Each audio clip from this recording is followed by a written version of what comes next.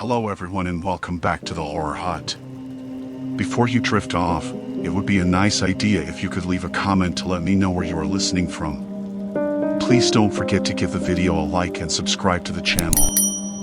Right, let's get comfy and relaxed, and let's begin. Story 1, Vanishing at Midnight, Haunting Shifts at the Truck Stop. I pulled into the truck stop just as the sun was folding itself beneath the horizon, the sky bruised in purples and deepening blues. The place looked like most of the others I'd seen on this route, a patchy asphalt lot, a single-story building with peeling white paint and an old neon sign that buzzed faintly, half-lit, half-dead. The smell of diesel hung thick, mixed with the faintest trace of burnt coffee and something metallic I couldn't place. Maybe oil, or rust. I caught the taste of it just by breathing, that sharp tang at the back of my throat. I killed the engine and sat for a moment. The radio was dead static now, no stations worth tuning in for. Outside, a dog barked somewhere far off, sharp and lonely, then silence. Complete silence. I rubbed my hands together, trying to shake the stiffness in my fingers. The seatbelt clicked as I unbuckled and swung the door open. The cold hit me immediately, like a slap. I pulled my jacket tighter, stepping onto the rough gravel that crunched beneath my boots. The lot was nearly empty. Maybe 4 or 5 trucks parked in scattered islands, their drivers invisible behind tinted windows or curled up inside.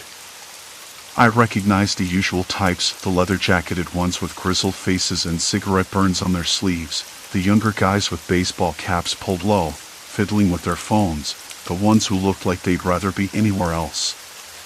Me? I was somewhere in between. Not old enough for the hard edges carved by time, but not young enough to believe the road held anything but long nights and loneliness. I headed for the building, my boots tapping on the concrete steps. The door creaked open under my hand. Inside, the fluorescent lights buzzed overhead, flickering intermittently. The air smelled warmer here, but stale, like it hadn't been breathed in for a while. The counter was manned by a skinny kid with a pale face and tired eyes, who barely glanced up as I shuffled a few bills across the worn laminate. "Coffee?" he asked, voice flat. "Yeah. Black." He nodded, turning away to pour. The hum of the old refrigerator filled the silence. I leaned against the counter, glancing around. The place was deserted except for a couple of truckers in the corner booth, their voices low and gravelly. Something about the way they moved, too deliberate, too slow, made me pause. I told myself it was just the late hour. Everyone's tired. My coffee arrived, hot and bitter, and I took a long sip, feeling the warmth settle in my chest. Outside, a cold wind rattled the window panes. I watched a man walk past the glass, a tall guy in a faded denim jacket, hands shoved deep in his pockets. His face was turned away, but I caught the outline of sharp cheekbones, a jaw clenched tight. He stopped for a moment, glanced inside, then moved on. I blinked, and he was gone. That was odd. I could swear he'd been standing there a second ago. Shrugging it off, I finished the coffee and stepped back outside. The night had thickened, the sky now a black canvas sprinkled with stars. The trucks were still where I'd left them, but something was different. The layout of the lot seemed off. The positions of the trucks had shifted, or maybe I'd misremembered. It wasn't just that. The building's front door was on the opposite side from where I'd entered. I frowned, stepping closer. The sign over the entrance was the same, but the windows were different shapes. The flickering neon buzzed unevenly, and the glow painted twisted shadows across the cracked asphalt. I blinked hard. Maybe I was tired. Or maybe the angle of the streetlight was playing tricks.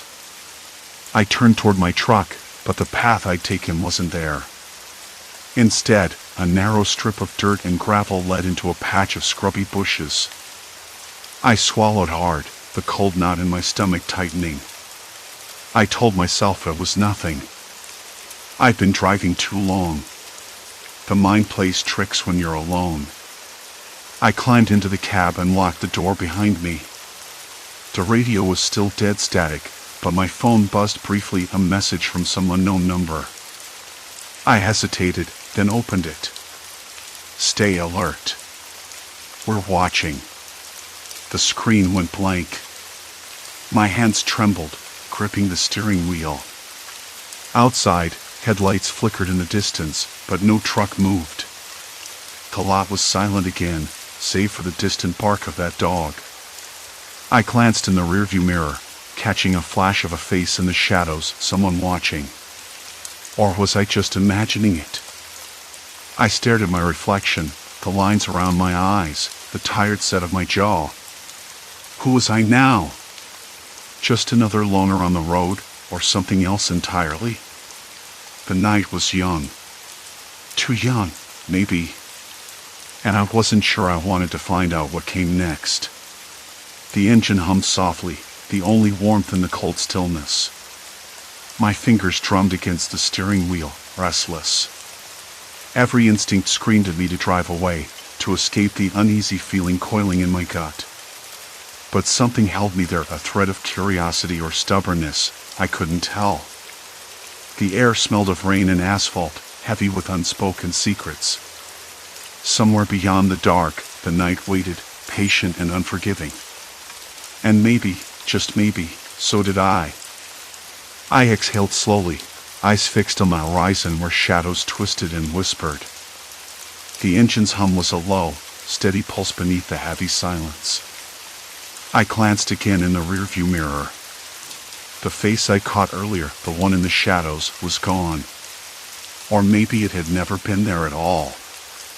My reflection stared back, pale, drawn, eyes rimmed with tiredness that wasn't just from driving. I rubbed at the creases beside my eyes, feeling the roughness of skin that had spent too many nights awake, too many miles behind the wheel.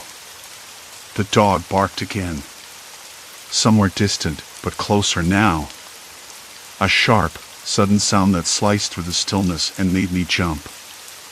I exhaled slowly, trying to calm the tightening in my chest.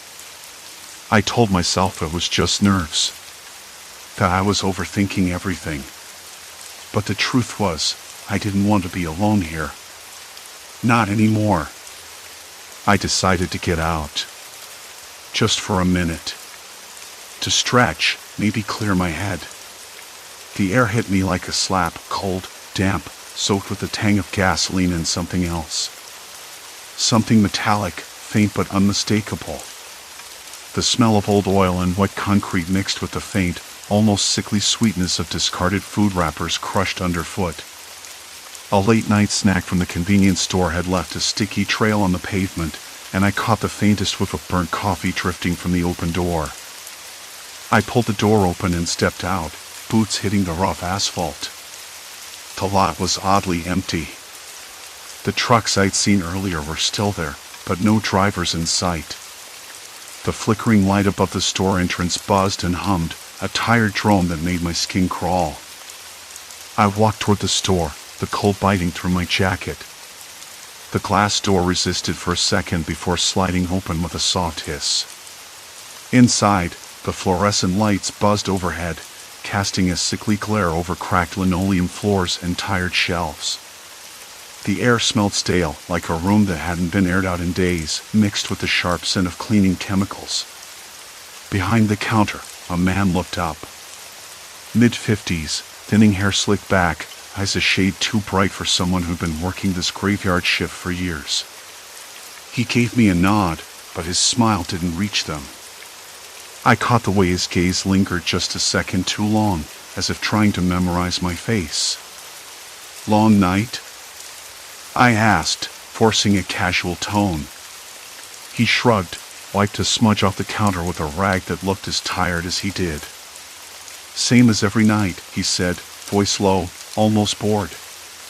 "You stopping for fuel or just passing through?" "Just resting." "Needed a break," I said, eyes drifting to the security monitors mounted high on the wall behind him. The grainy images showed various parts of the lot empty, silent, except for the faint flicker of headlights from a truck idling near the far edge. "Lot's quiet tonight," I added, trying to keep the conversation going. "Quiet's good. Means nothing's broken," he replied, but his eyes darted to the screens again. "You from around here?" "No," I said. "Just passing through. Needed to park for the night." He nodded slowly, but there was something in his expression, something guarded. Like he was weighing whether I was trouble, or maybe just another story he didn't want to get tangled up in. I paid for a bottle of water and some snacks, the plastic crinkling in my hands louder than it should have been. Outside, the cold hit again. I took a long sip, the cold water sharp and clean, but it didn't wash away the feeling of being watched. Back in the truck, I double-checked the mirrors, the windows, the lock on the door. Everything seemed normal. But then, normal had started to feel like a lie. I pulled out my phone to check the time. No signal. Of course. This place was so remote even the towers gave up. I flipped through the photos I'd taken earlier, truck stop signs, the lot, the strange man at the counter. Something nickled at me. A detail I hadn't noticed before. The layout of the lot didn't match the map on the GPS. The stalls where I'd parked were off by a few feet, the convenience store's entrance shifted slightly, and the roads leading out seemed to curve differently than I remembered. It was subtle, but my gut twisted at the realization. Was I losing it? Or was something else going on? I decided to walk the perimeter of the lot, hoping to spot anything out of place. The night air was colder now, the wind picking up, carrying with it the distant hum of a generator. I stuck close to the edges, boots crunching over gravel and broken glass. Near the far fence, I spotted a small camera mounted on a pole, its lens glinting in the moonlight. I hadn't seen it before. It was new, or maybe I'd just been too distracted. The camera wasn't part of the stop's usual security, too high-tech, too deliberate. I crouched, running my hand over the rough metal pole. A thin wire disappeared underground, leading toward a nondescript building just beyond the tree line. The place looked abandoned, peeling paint, boarded windows, but the light from a tiny window flickered inside. My pulse quickened. I wasn't alone here. Not really. The dog barked again, sharper now, closer. Not a stray, I realized. Someone was watching. Someone was listening. I backed away, heart hammering. The cold sweat slicked my palms as I climbed back into the truck. Doors locked, engine started. My fingers trembled on the wheel. The layout of the lot, the strange faces, the hidden cameras, it was a system. A trap. And I was caught in the middle. I tried to steady my breathing. I told myself it was paranoia, that the night was playing tricks on me. But the evidence was piling up. I wasn't just a loner passing through. I was a target. And whatever game was being played here, I didn't know the rules. Yet. The radio crackled softly, static, then a voice low, clipped, nothing I could understand. I turned it off. More noise wouldn't help. Outside, the dog barked once more, then silence. Complete silence. I stared into the dark, into the edge of the lot where shadows moved just out of sight. I had to get out. But where could I go? And who was watching me now? I sat behind the wheel, the truck idling like a heart that wouldn't stop racing. That dog's bark echoed again, sharp, urgent, not far off. I scanned the dark edges of the lot, but all I saw were flickers of movement, shadows darting between the trailers. I swallowed hard. I was trapped. No doubt about it. I tried to think it through. If this was some kind of trap, what was the point? Who was behind it? And how long had they been watching? The radio crackled again, that low, indecipherable voice slicing through the static. I turned it off immediately. Noise wouldn't help. If anything, it made everything worse. I wasn't dealing with ghosts or figments of my imagination. This was human. Cold. Calculated. I tried to calm myself, telling myself I could leave. Just start the engine and drive out. But the lot seemed to stretch endlessly, the exits shifting with each glance. The layout wasn't consistent. I'd swear the gas pumps were in different spots every time I looked away. Maybe I was losing it. Or maybe that was the point. A sudden movement caught my eye. A man, standing by a rusted trailer, his face half hidden in shadow. He didn't move. Just watched. I blinked, and he was gone. I slammed my hand on the steering wheel, the sound that seemed to vibrate in my bones sharp in the silence. I didn't know what I was fighting anymore, my mind. Them? The dark. I locked the doors again and leaned back, eyes closed. I could hear my own breathing, ragged and uneven, and the faint hum of the truck's engine. The cold sweat was slick on my forehead. But there was no way out. Not yet. That's when I noticed it, the small blinking light, red and steady, tucked beneath the dashboard. I hadn't seen it before. A camera? A microphone? My stomach twisted. I reached down slowly, my fingers trembling, and peeled back a loose panel. Wires. Tiny lenses. All connected to some device I didn't understand. Someone had been here before me. They'd rigged this place, the trucks, the lot. They were watching. Why me? I whispered into the dark, the words swallowed by the silence. Then my phone buzzed. I jumped. It wasn't mine. The screen lit up with a message, "Don't leave. It's for your own good." I stared at it, disbelief crashing through my chest. How? Who? There was no signal here, no network. And yet, there it was. The words, cold and clipped. I wanted to scream. I wanted to run, but my legs wouldn't move. The truck felt like a cage. My only hope was to understand what they wanted. The night stretched on. The faces outside shifted again, some familiar, some strange. The man who'd watched me reappeared, closer this time. His eyes locked onto mine through the windshield. I saw a flicker of something, sympathy? Malice? I couldn't tell. I reached for the radio, hoping to catch a clear voice, a clue. But instead, the static gave way to a voice I recognized, my own.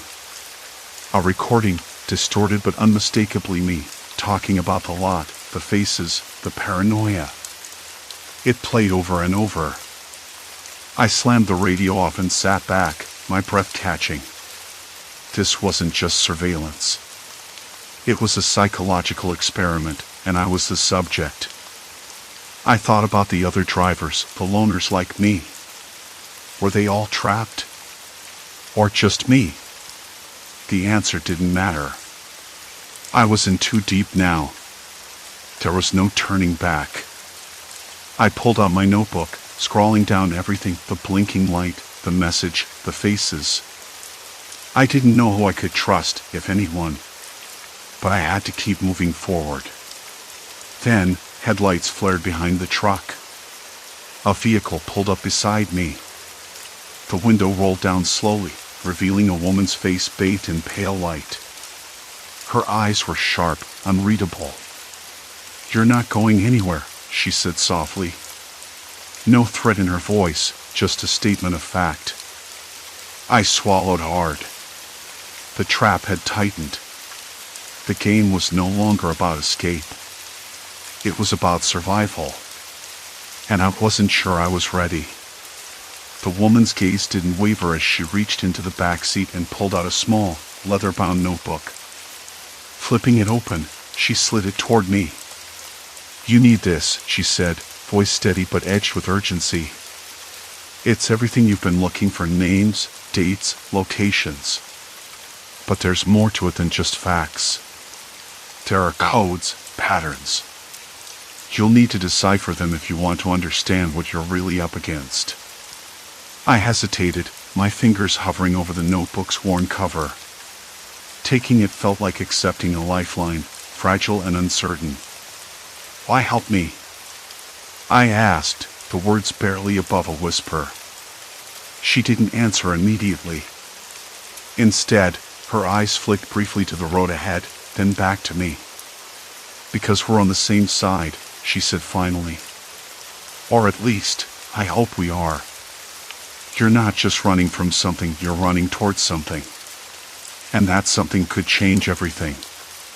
The engine's hum filled the silence between us, a small island of calm in a sea of chaos. I felt the weight of the notebook in my hands, the promise and peril it held. Whatever this was, whatever she represented, it was a gamble. But standing still wasn't an option anymore.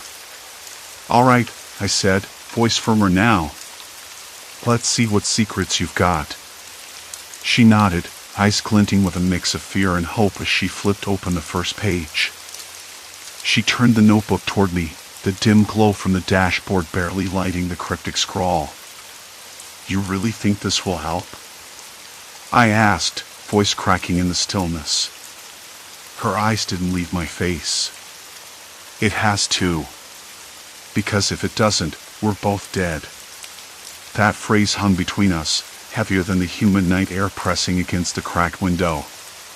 The truck stop's neon sign flickered outside once, twice, before sputtering back to life. A distant dog barked, sharp and sudden, then silence. Complete silence. I swallowed hard. The knot in my throat tightened again. "How long have you been here?" "Watching me?" The question slipped out before I could stop it. She hesitated. "Longer than I wanted. I'm not proud of it." She shifted the notebook closer. "But I had to know if you were like me." "Like you?" I echoed, frowning. "Targeted. Followed. Trapped." Her voice was low, almost a whisper, but it sliced through the quiet like a shard of glass. "You're not crazy. The loop, the faces, the changes, that's all real. But it's also a trap. A surveillance net cast wide to catch people who slip through the cracks."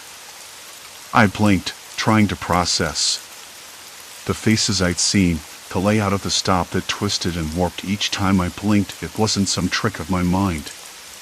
It was deliberate. Someone was watching, measuring, waiting. "Why me?" I asked, the words barely audible.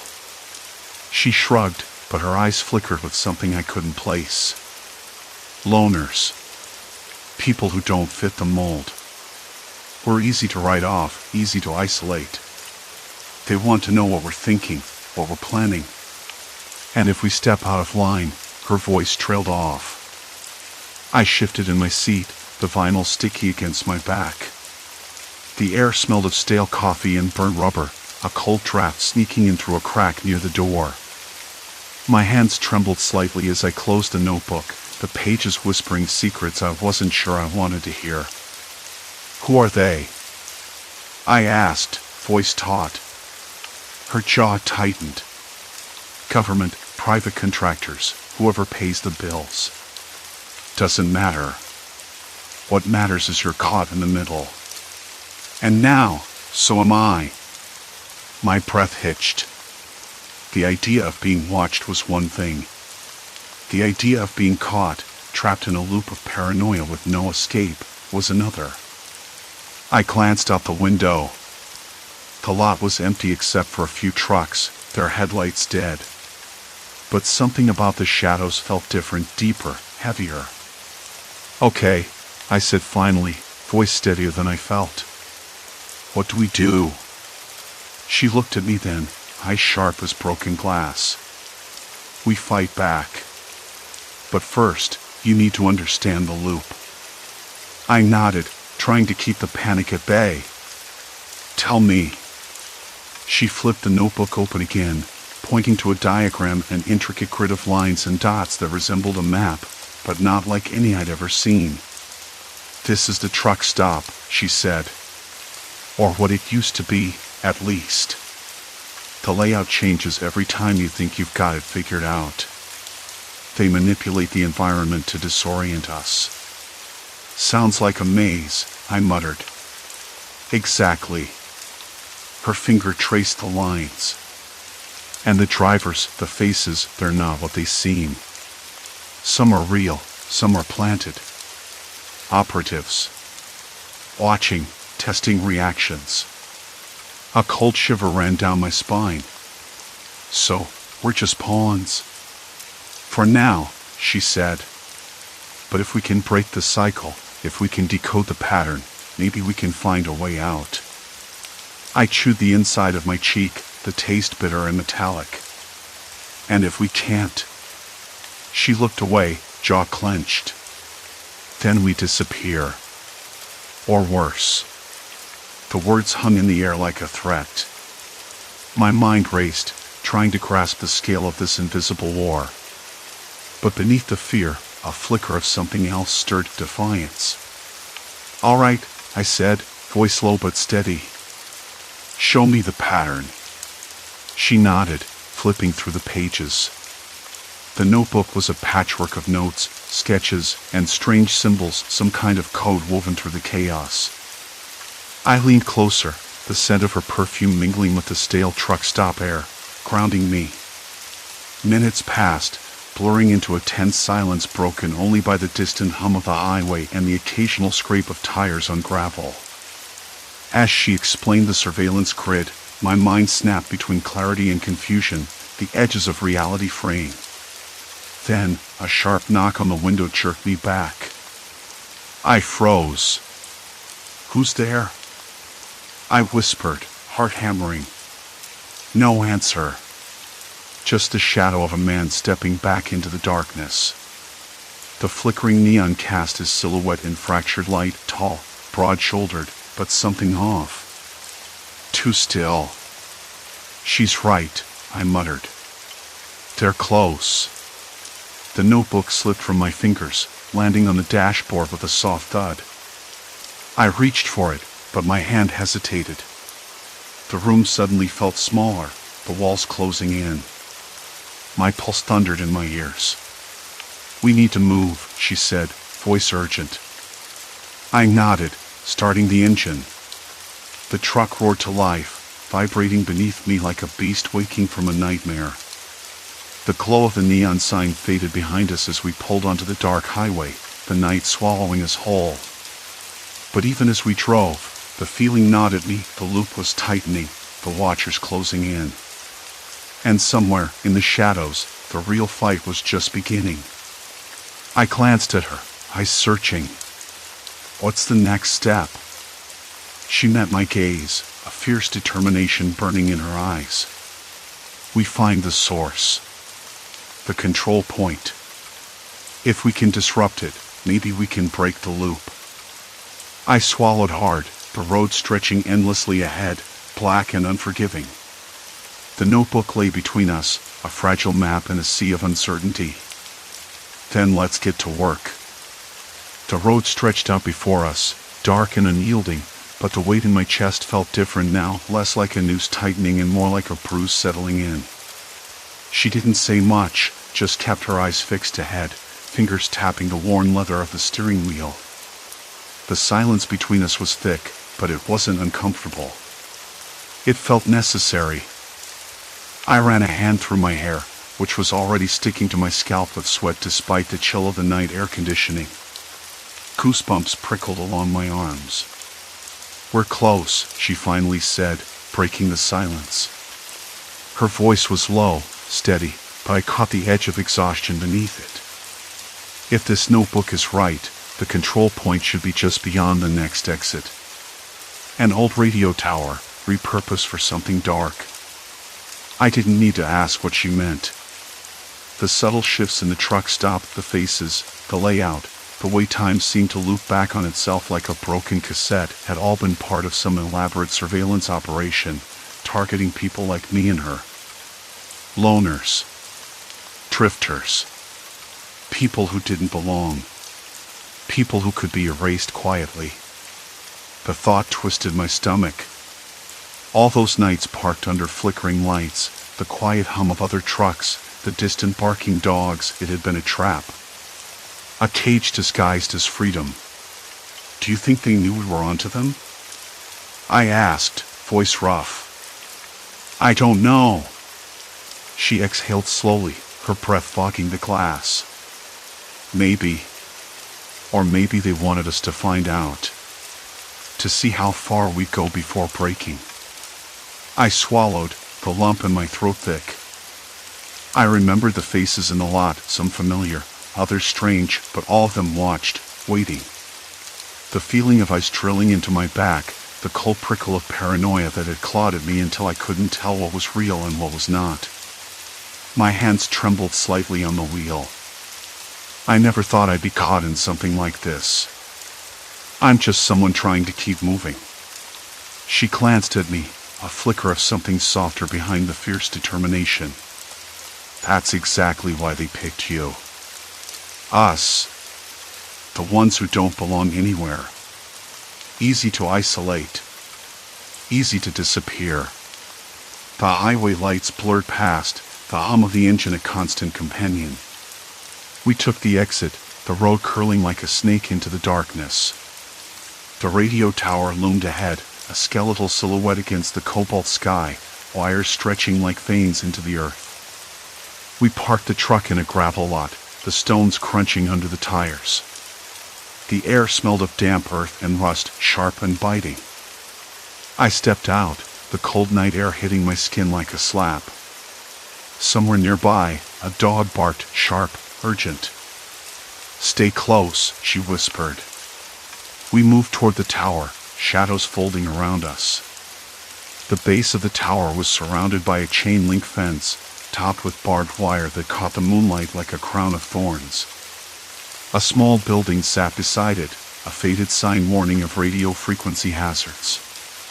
The kind of place you wouldn't expect to find anything sinister, except now, everything about it felt wrong. I ran my fingers over the rough plaster of the wall, the cold biting through my jacket. The silence was overwhelming. No hum of machinery, no distant chatter, just the night and the heavy beat of my own heart. We break in, she said quietly. Find the servers, the control panels. Anything that's keeping this loop spinning. I nodded, swallowing hard. My mouth felt dry, tasted like dust and regret. I caught a flicker of movement near the fence, a shadow darting just out of sight. Or maybe it was a trick of the dim light that cast long, dancing shadows. Couldn't tell anymore. The lock on the gate was old, rusted, and with a quick twist and a snap, it gave way. We slipped inside, the gravel crunching too loud beneath our boots. Inside the building, the air was stale, thick with the scent of old electronics and something metallic like blood or oil, I couldn't say. The faint hum of machines greeted us, faint but steady. Rows of servers blinked, their lights pulsing like a heartbeat. I crouched by a console, fingers trembling as I scanned the screens. Lines of code scrolled endlessly, a digital labyrinth designed to trap and observe. The notebook's notes matched up, this was it. Here, she said, pointing to a panel. If we can shut this down, the loop breaks. I didn't hesitate. My fingers moved over the keys, the clack of each press loud in the confined space. The screen flickered, then began to dim. The machines slowed their hum, like a storm losing strength. But then, footsteps. Heavy. Approaching fast. My breath caught. We need to move. Now, she hissed. The door rattled, someone pounding from the outside. We sprinted toward the back exit, the sound of boots chasing us like thunder. Outside, the night air hit me like an icy wave. We ran through the gravel lot, the fence looming ahead. She darted under the barbed wire, and I followed, scraping my arm on the sharp edges. The dogs barked again, closer this time. We didn't stop until the headlights of the truck were in sight, glowing like a beacon. I fumbled with the keys, hands slick with sweat, heart hammering so loudly I thought it might burst out of my chest. Engine roaring, tires spinning, we tore away from the tower and its watchers. The next morning, I woke up in a cheap motel room somewhere off the interstate. The sun was just rising, painting the sky in bruised purples and pinks. I rubbed the back of my neck, sore from the night's cold and tension. The notebook lay on the bedside table, its pages creased and stained. I felt hollow, exhausted, but also different. The paranoia hadn't vanished. It never would. Not entirely. But the loop was broken. The trap dismantled. For now.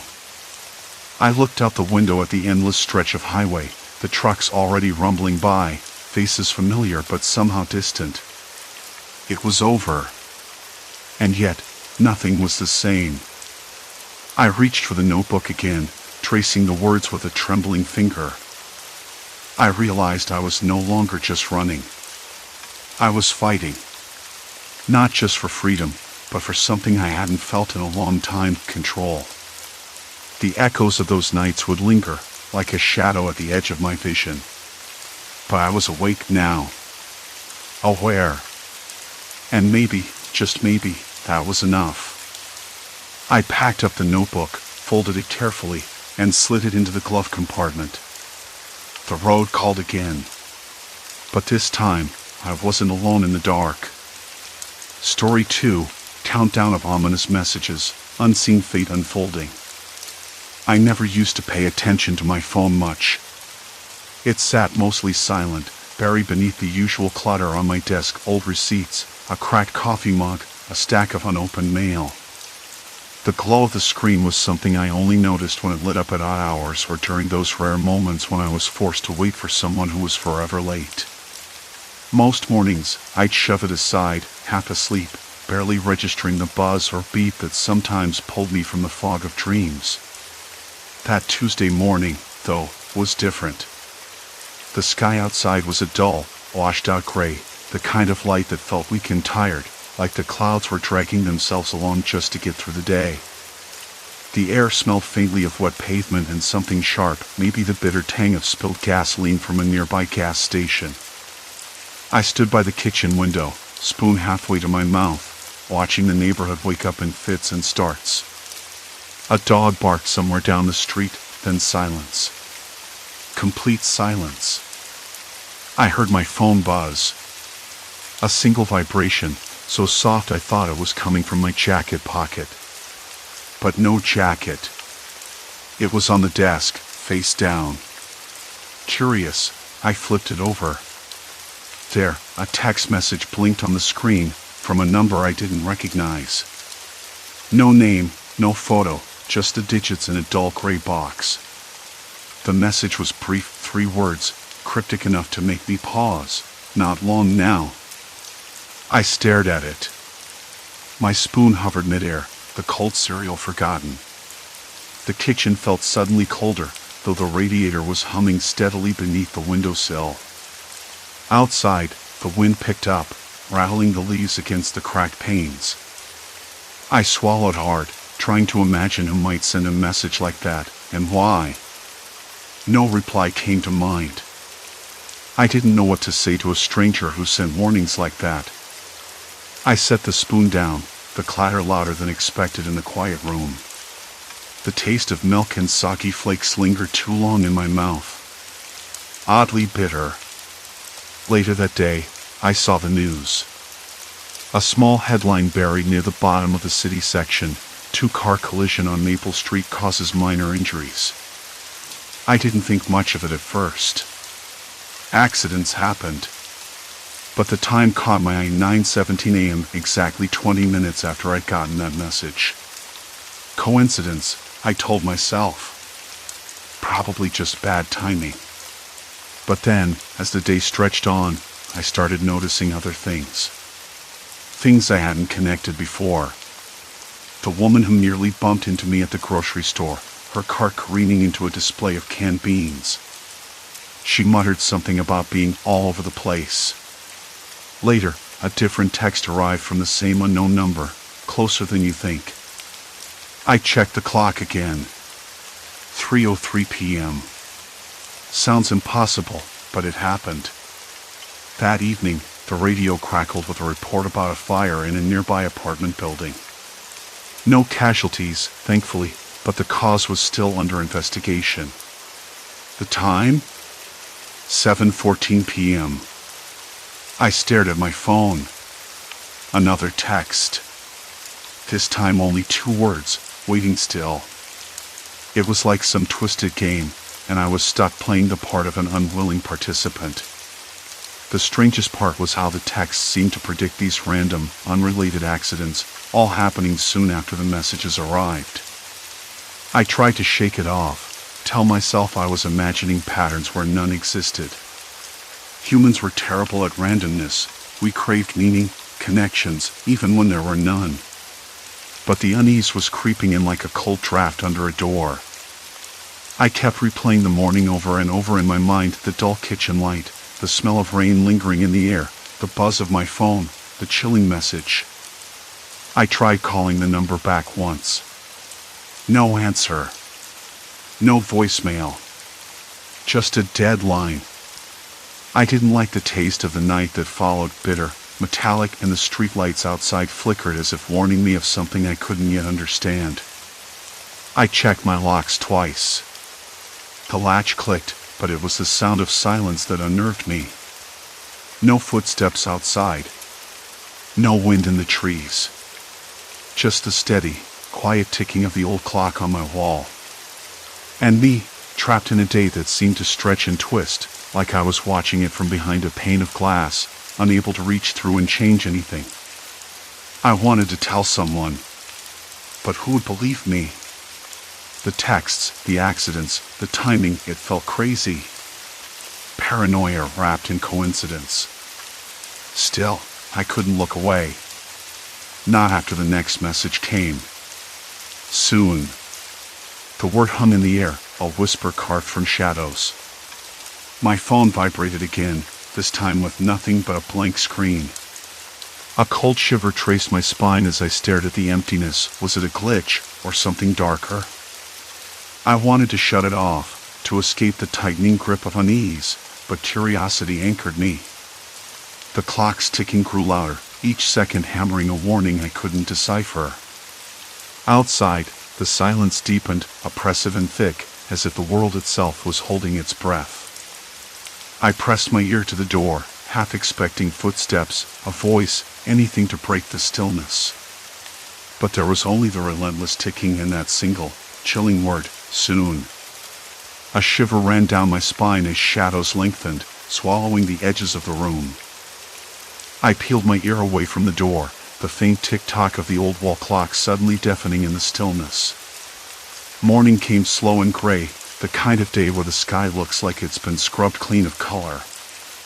I lay in bed, staring at the cracked ceiling, trying to piece together the last few weeks in a way that made sense. The accidents. The texts. The strange timing. It wasn't coincidence. It couldn't be. But what was it? Who was behind it?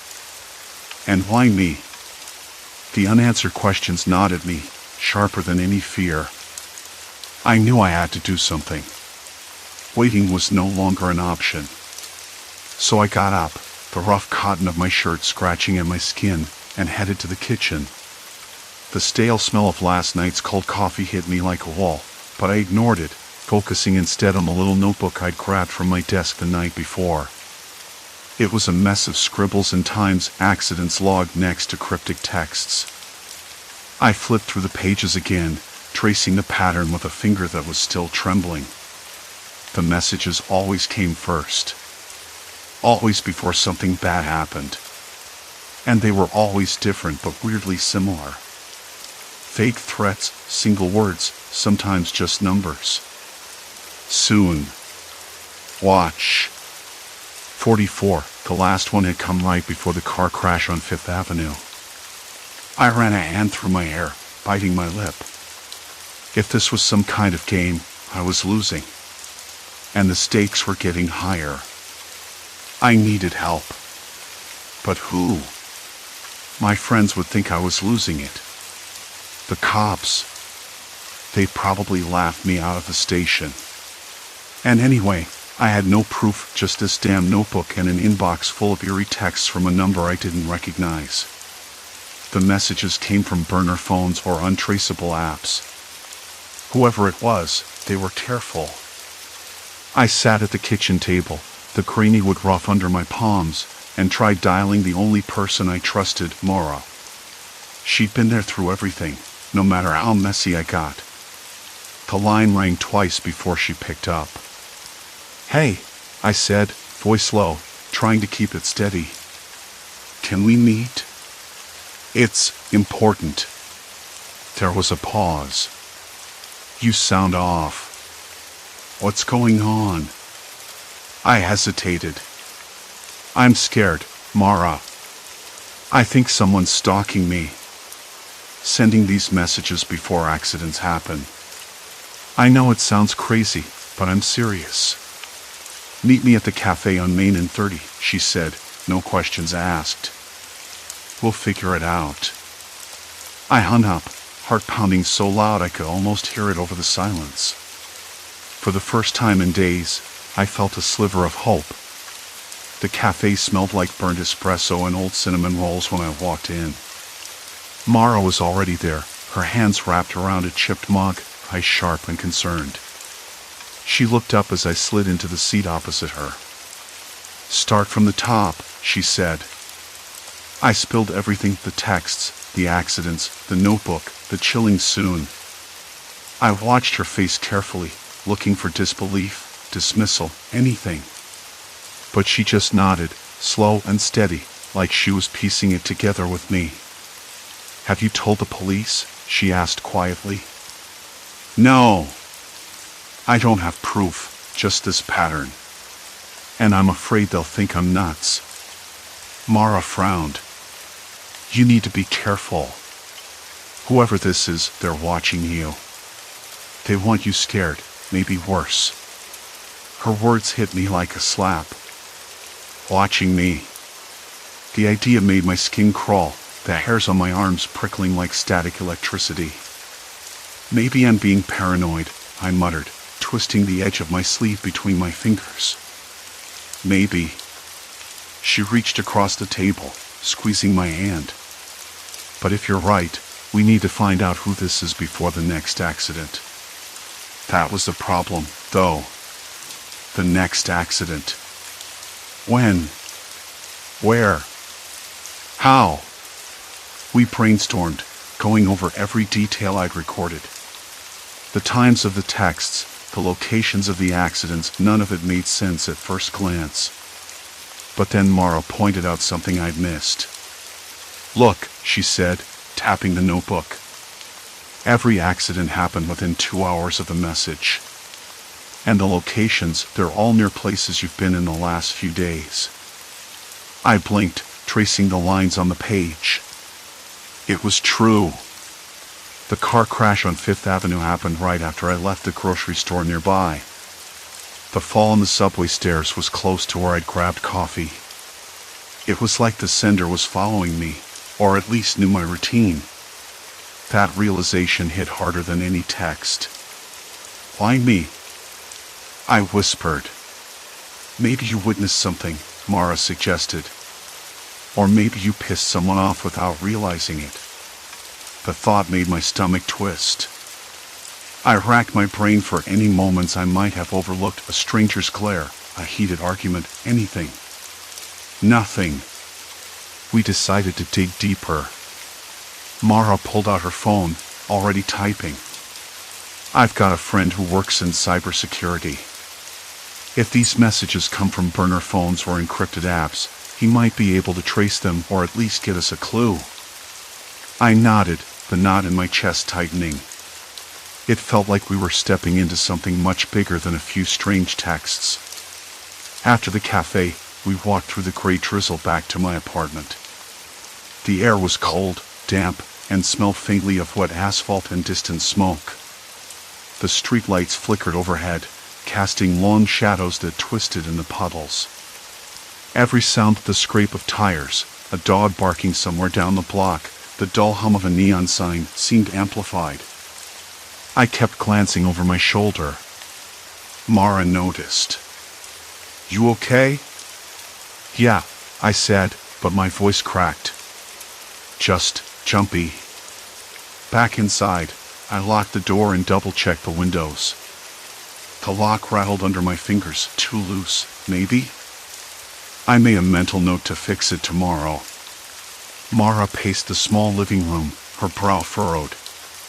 "Do you think this person could come here?" she asked. I shrugged, swallowing hard. "I don't know, but it feels like there's nowhere safe." The room felt colder suddenly, the shadows deeper. My phone buzzed on the table. I hesitated. Then, slowly, I picked it up. A new message. From the same unknown number. Just one word. Waiting. The blood drained from my face. Mara gasped, eyes wide. I dropped the phone onto the couch cushion. The fabric swallowed its buzzing. Outside, the wind picked up, rattling the window panes. Waiting. That word was worse than soon. It was a promise. A threat. And I had no idea when it would end. The phone buzzed again, its sharp vibration cutting through the silence like a blade. "Know why you're here." The words sat heavy, like an anchor dropped deep into my gut. Mara's breath hitched beside me. I could feel her watching, waiting for me to say something. But I was caught in a web I didn't understand, spun by a voice I'd never heard. The neon outside flickered, casting those sickly green shadows over the peeling wallpaper. The air smelled like wet asphalt and something faintly metallic, like old pennies left to rust. I swallowed hard, the taste bitter and sharp in my mouth. I ran a hand over the back of my neck. "Who is this?" I finally asked aloud, though the phone gave no answer but silence. Mara stepped closer, her voice low. "You think it's someone you know? Or a stranger?" I shook my head, but the thought gnawed at me anyway. A stranger who knew too much. A stranger who timed these messages so precisely they predicted accidents, terrible, random accidents. Not random at all. I glanced toward the window, where the street lamp flickered and buzzed, the way it always did at night, like it was tired or sick. Flicker. Flicker. Flicker. Then it dawned on me, a sudden cold rush that made my fingers go numb. This wasn't just a game or a sick joke. It was a countdown. Each message was a number in a sequence I hadn't fully understood until now. I had been drowning in clues, but the pieces weren't just connected, they were a chain I couldn't break.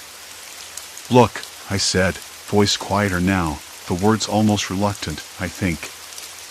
"I think this is happening to me. Not just at random. I'm part of it." Mara's mouth opened, then closed. "Part of what?" I shook my head again, frustration bubbling like a storm inside me. "A pattern. A countdown. If I'm right, the last message wasn't waiting, it was a marker. A point of no return." My hands trembled as I scrolled through the texts again. The dates, the times, the accidents, they lined up too perfectly. A chain of events that no one else could see. "Why me?" Mara whispered. No answer came. I didn't know. I didn't want to think about it, but the truth was creeping through the cracks of my mind like cold air in winter. I was trapped. The room seemed to shrink around us. The walls pressed in like they were closing, the floorboards creaked under an invisible weight. Mara reached out, her fingers brushing mine, a small lifeline in the chaos. I wanted to believe it was enough. Then the phone buzzed again. Tonight. Just one word. Short. Sharp. Final. I dropped the phone onto the couch. The buzzing stopped, but the silence that followed was worse. Tonight, I repeated. Not soon. Tonight. Mara's eyes darted toward the window, where the street outside was drenched in rain now. The drops hit the glass like tiny hammers. I could smell the wet earth mixing with the faint scent of gasoline from a nearby garage. A dog barked in the distance, sharp, urgent. I swallowed hard, my throat dry as sandpaper. We have to figure out what this means. What's going to happen tonight? The truth was, I wasn't sure I wanted to know. But I had no choice. The phone buzzed again, once, twice, then fell silent. I stared at it, willing it to ring again, to give me something, anything I could use. But nothing came. Just the cold thrum of fear settling deep in my bones. I looked at Mara. I think we're running out of time. Her breath hitched. Where do we even start? I didn't have an answer.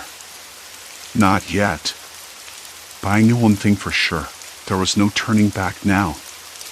Not after tonight. I grabbed my coat and headed toward the door, the weight of the unknown pressing down harder with every step. Mara was right behind me, her eyes wide but determined. Outside, the night air was sharp and unforgiving, slicing through the silence of the empty streets. Somewhere in the distance, a siren wailed, a reminder that the world was still turning, indifferent to the chaos unfolding beneath its surface. We moved quickly, weaving through alleyways and side streets, trying to stay off any potential radar. Every shadow seemed to hold a secret, every corner a potential threat.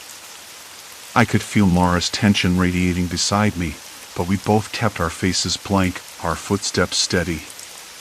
Do you think it's connected to the disappearances? She whispered, voice barely audible. I shook my head. Maybe. Or maybe it's something worse. Something we haven't even imagined. The phone buzzed again in my pocket. This time, I answered without hesitation. Hello? A distorted voice crackled through the speaker, barely more than a whisper. If you want answers, meet me where it all began. Midnight. Alone. The line went dead. I swallowed hard. The place where it all began, there was only one spot that fit that description. The abandoned warehouse by the docks.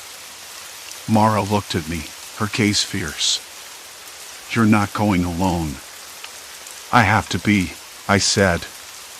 If this is a trap, I'm the bait. You stay back, keep the car running. She hesitated, then nodded. Be careful. As I approached the warehouse, the moon disappeared behind a cloud, casting the world into near total darkness. The silence was suffocating, broken only by the distant lapping of waves against the pier.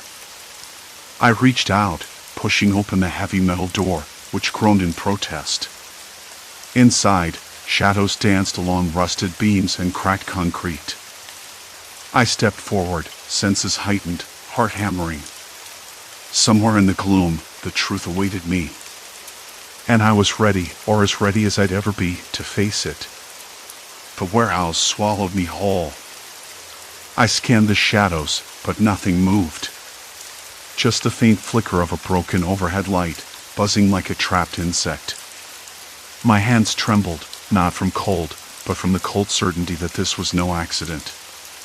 Not anymore. Show yourself, I said, voice rough from disuse. It came out quieter than I intended, swallowed by the cavernous space. No answer. Just the slow drip from a leaking pipe somewhere far off. Trip. Trip. Trip. Like a metronome counting down to something terrible. I stepped deeper inside, the door shutting behind me with a final clang that made my chest jump. The temperature dropped noticeably. The air was thick, almost suffocating. It smelled of mold and something metallic, blood, maybe? I tried not to imagine the possibilities. A movement, a shadow flickering just beyond the reach of the weak light. I froze. "Don't make me come find you," a voice hissed, low and urgent. It wasn't over a phone this time. It was here, real, close enough that I could hear the rasp of breath. "Who are you?" I asked. My voice was steadier now, though my knees wanted to give out. There was no answer. Instead, footsteps, slow, deliberate, approaching from the left. I pivoted, heart hammering so loud I was sure whoever was out there heard it. "Why me?" I demanded. "What do you want from me?" Silence stretched. The footsteps stopped. Then whispered, almost mocking, "Because you see." I swallowed hard. See what? A sudden flash from a cracked window caught my eye, a glint of metal. A knife, gleaming cold and sharp. Before I could react, the figure lunged. Instinct took over. I ducked, the blade slicing the air above my head. The smell of sweat and leather hit me as the attacker moved in close, fast, relentless. I stumbled back, searching for anything I could use. My fingers closed around a broken pipe resting against the wall. The metal was coarse and cold, heavy enough. I swung. The pipe connected with a sickening thud, and the attacker grunted, staggering back. "Stay back!" I shouted, voice raw, adrenaline surging. The figure hesitated, then lunged again. We collided in a tangle of limbs, the fight brutal and desperate. I could taste the dust in my mouth, feel the rough plaster scraping my skin as we crashed to the ground. My breath came in ragged gasps. Every instinct screamed to run, but I couldn't leave without answers. Not now! The attacker's grip was iron tight, fingers digging into my arm like claws. Pain flared, sharp and sudden, but I forced myself to focus, to find a way out. A flash of something familiar, a tattoo on the wrist, half hidden beneath a sleeve. A symbol I'd seen before, in one of the photos the stranger had sent me. The same symbol that had appeared in the texts. Recognition hit me like a punch to the gut. "You," I whispered, voice trembling. "You've been sending the messages." The figure's eyes flicked with surprise, then something colder, anger? Fear? I wasn't sure. The knife came up again. "Don't make me do this," they said, voice tight. I didn't answer. Instead, I twisted free, scraping my arm on the rough concrete.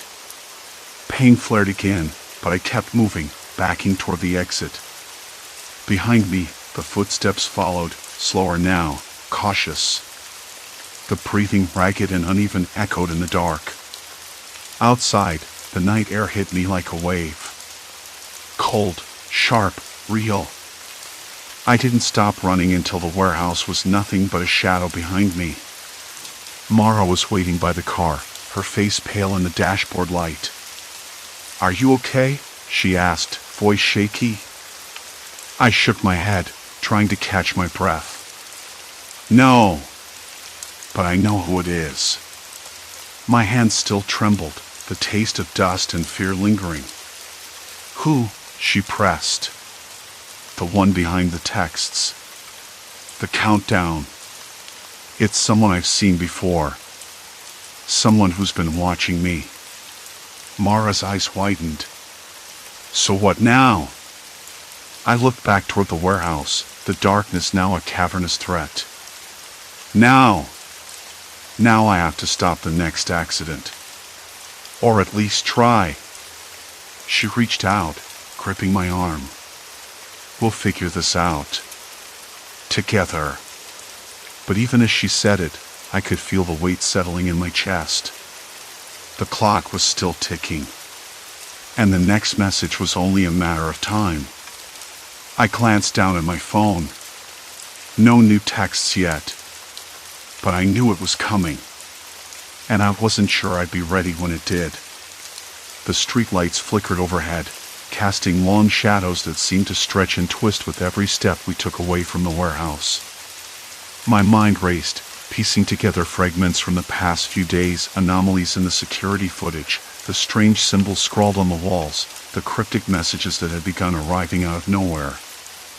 Each clue felt like a thread in a tangled web, and I was desperate to find the edge.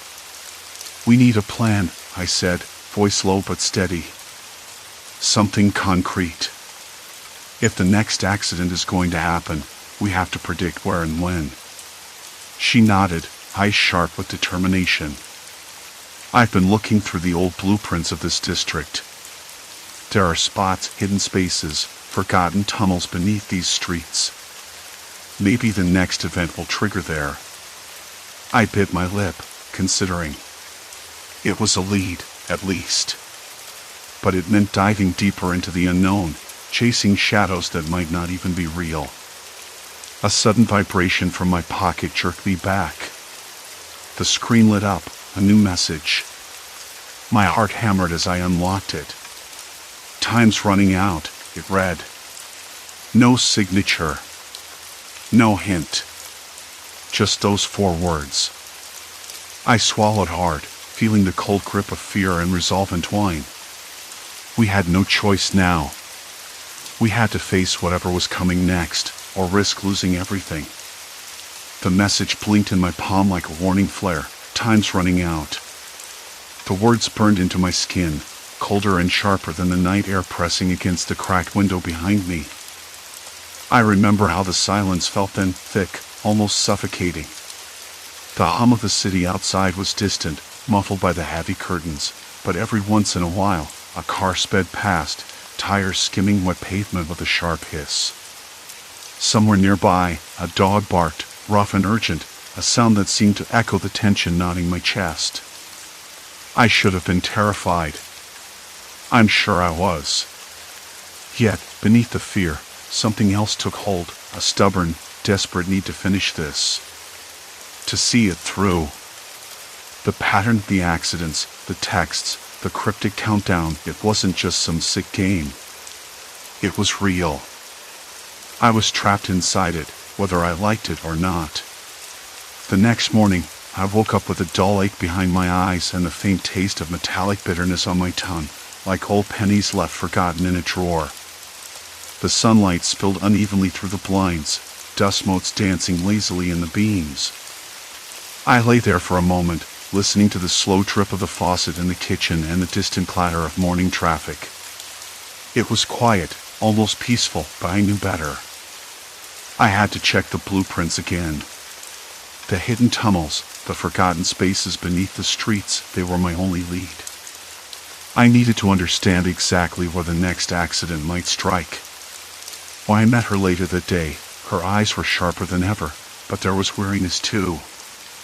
We sat in the cramped cafe, the walls smelling of stale coffee and damp plaster. Our conversation felt clipped, like we were both guarding something fragile. We don't have much time, she said, sliding a folded map across the table. I found an entry here, an old maintenance tunnel near the subway station.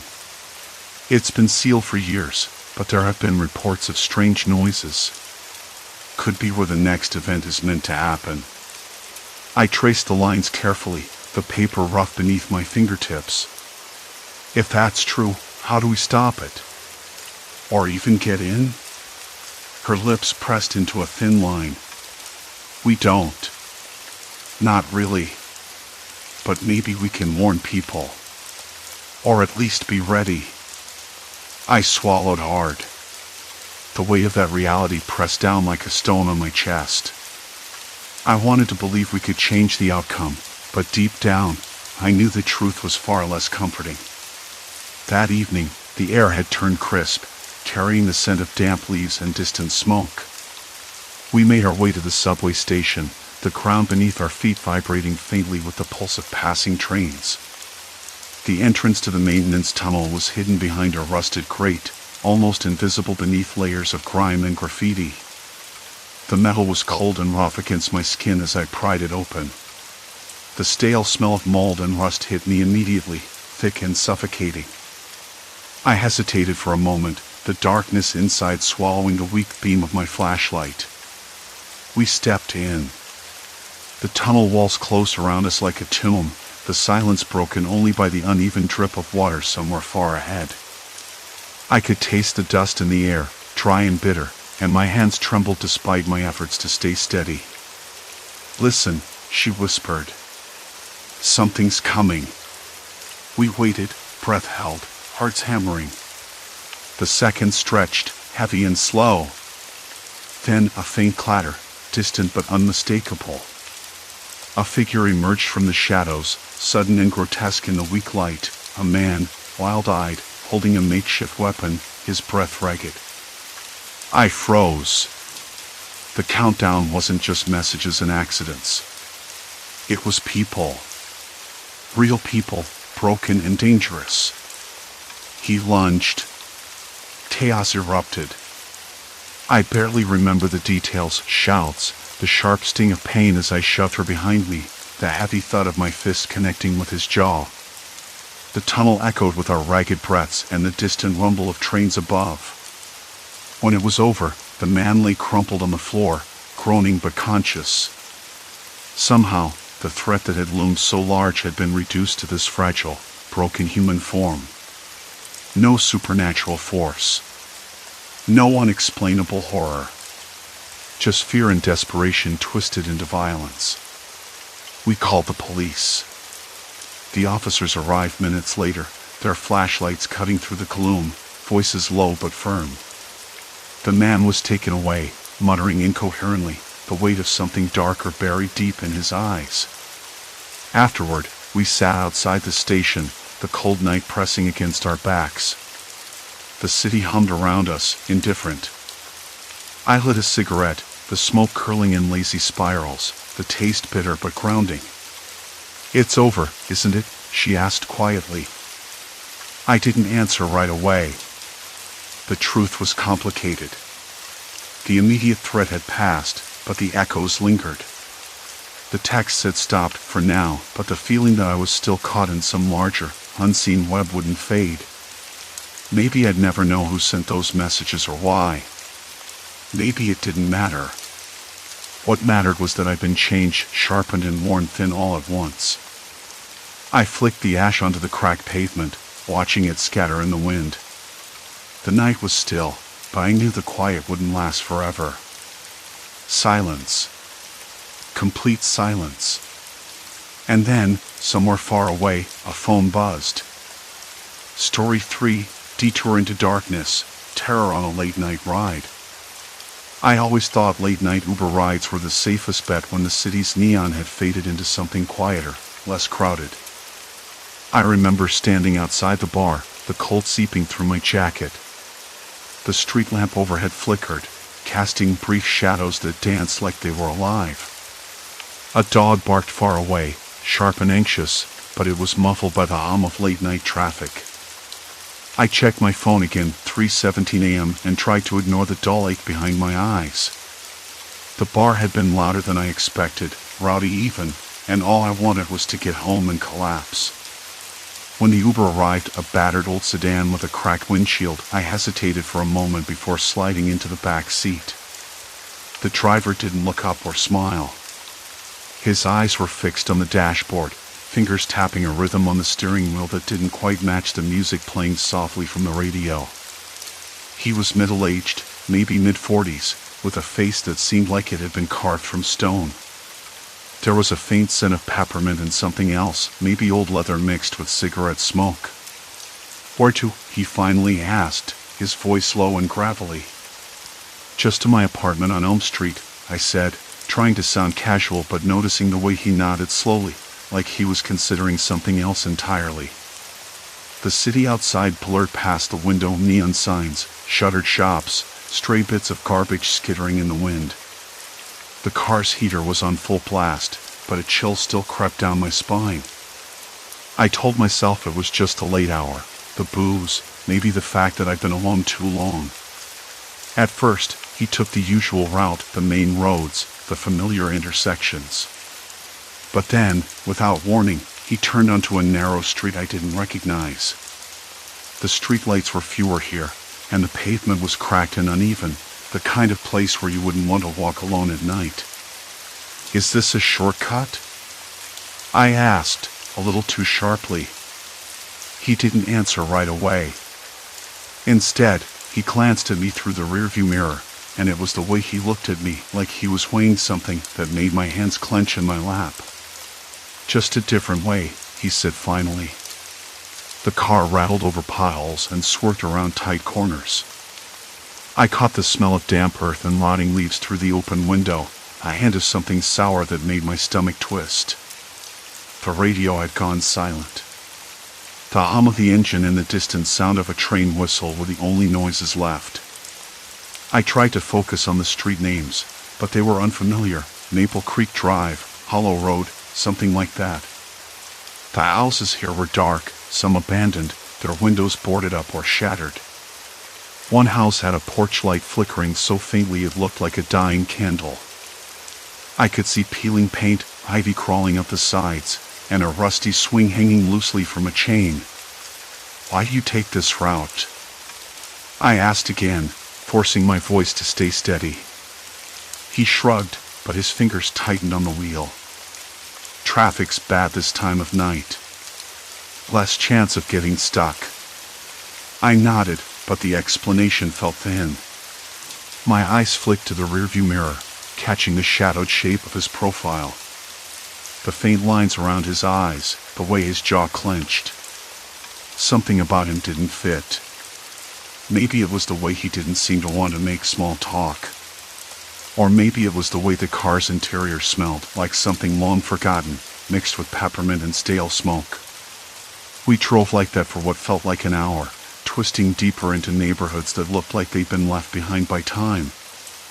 I checked my phone a few times, the battery stubbornly holding out but the screen dim and cracked along one corner. No signal.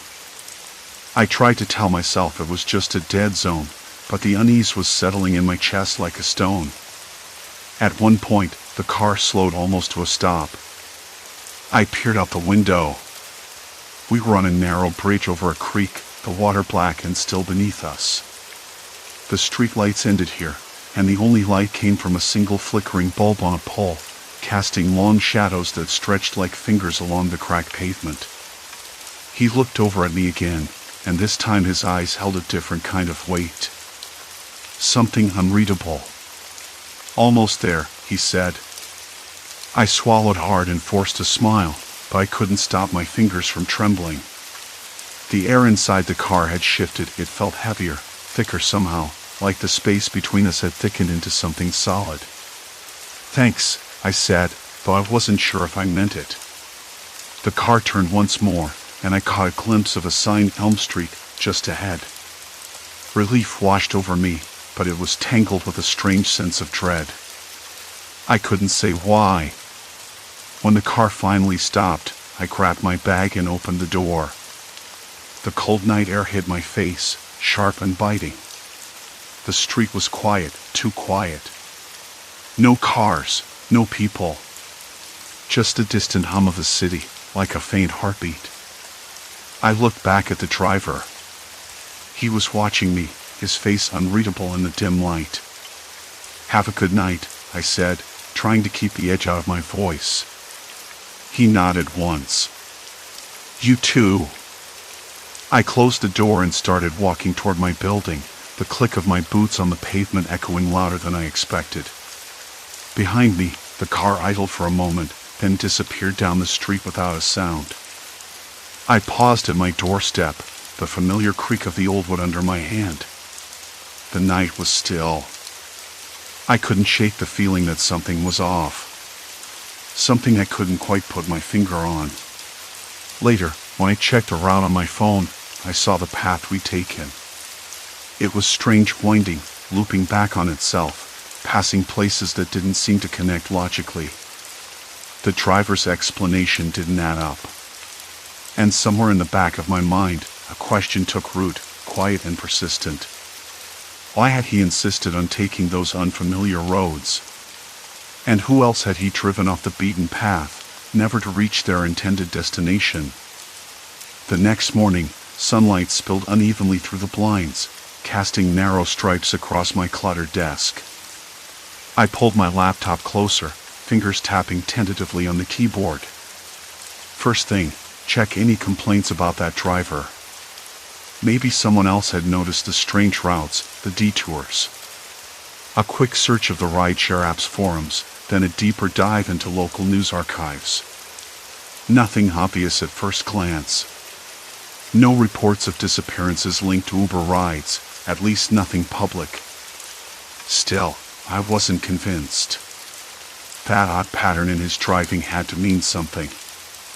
I jotted down the streets he'd taken last night, marking them on a digital map until the winding loops started to form a rough shape. The neighborhoods were quiet, mostly residential, but some areas looked off. Abandoned buildings, boarded-up stores, patches of overgrown grass where sidewalks had cracked and buckled. A few stray dogs barked somewhere far off, their voices muffled by distance and the hum of early morning traffic. Something about the smell of the coffee made me flinch. It was stale, like it had been sitting too long, but I kept drinking anyway. The bitter warmth grounded me. I needed to keep thinking, keep digging. The phone rang, slicing through the silence like a sharp knife. I jumped, nearly spilling my coffee. It was Emma. I answered on the second ring. "Hey," she said, voice low, cautious. "Did you get any sleep?" "Not really," I admitted. "I'm still turning over last night. That route, it doesn't make sense. I'm trying to figure out if anyone else has noticed." There was a pause on the other end. "I looked into it too," she said finally. "No one's talked about him online, but something's weird. I checked the license plate. You got no complaints yet, but it's almost like he's been careful, you know? No obvious red flags." "Yeah," I said, rubbing my temple. "Like he's hiding something. Or maybe just waiting." Emma sighed. "I don't like this. You should be careful." "Thanks." I figured as much. I glanced at the window. The sky was already turning a dull gray, the kind of day that promised rain but never quite delivered. I'm going back to the area tonight. Maybe I can spot something unusual on foot. "You want me to come?" Her voice was hesitant, but I could hear the concern underneath. "No. It's better if I go alone. I don't want to drag you into this." I tried to sound confident, but inside my chest tightened. "Okay. Just text me when you get back." I promised I would. After hanging up, I stood and paced the room, the floorboards creaking beneath my feet. The strange detours had taken us near a few places I'd never thought much about before: old factories, a small junkyard, a community center that looked like it hadn't seen visitors in years. Why would a driver choose those spots? What was he looking for? Later that afternoon, I grabbed my jacket and headed out. The air was chilly, damp with the smell of impending rain. I took the bus toward the neighborhood the driver had circled the night before. I stayed off the main streets, walking slowly, eyes scanning. Houses with peeling paint, rusted mailboxes, windows dark and empty like the community itself had moved on. At one point, I stopped near a small park, its grass patchy and littered with broken glass. The smell of wet earth and something faintly metallic hung in the air. I crouched, fingers brushing against a crushed soda can. A distant siren wailed, fading quickly. The sound made my skin prickle. I pulled out my phone and opened the rideshare app, pretending to check messages. It felt foolish, but I wanted to see if the driver was still active tonight. No recent trips in this area, but the app showed his status as available. I slipped the phone back into my pocket and kept moving. As twilight fell, the streets took on a different character. Shadows stretched longer, swallowing the edges of the cracked sidewalks and abandoned storefronts. A few windows flickered with dim light, but most were dark. Somewhere behind me, the staccato bark of a dog echoed, then another answered from the opposite side. The air tasted colder now, sharper, as if the day had been holding its breath. I reached the junkyard the driver had passed by. Rusted cars piled haphazardly, their metal frames twisted and broken. A faint smell of oil and decay. I leaned against a fence, fingers tracing the rough metal wire, and looked around. There was a narrow path leading deeper into the lot, overgrown with weeds and littered with scraps of paper and plastic. I knew I shouldn't, but curiosity pushed me forward. Each step was careful, deliberate. The ground was uneven beneath my boots, gravel crunching softly. The scent of damp earth mixed with something else, old smoke. Burnt rubber? It was faint but unmistakable. Suddenly, a noise.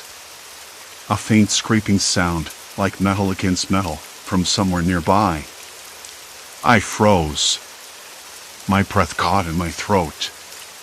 The hairs on my arms stood up. "Hello?" I called out, voice low but steady. No answer. Just the soft rustle of wind through broken glass and the distant city hum.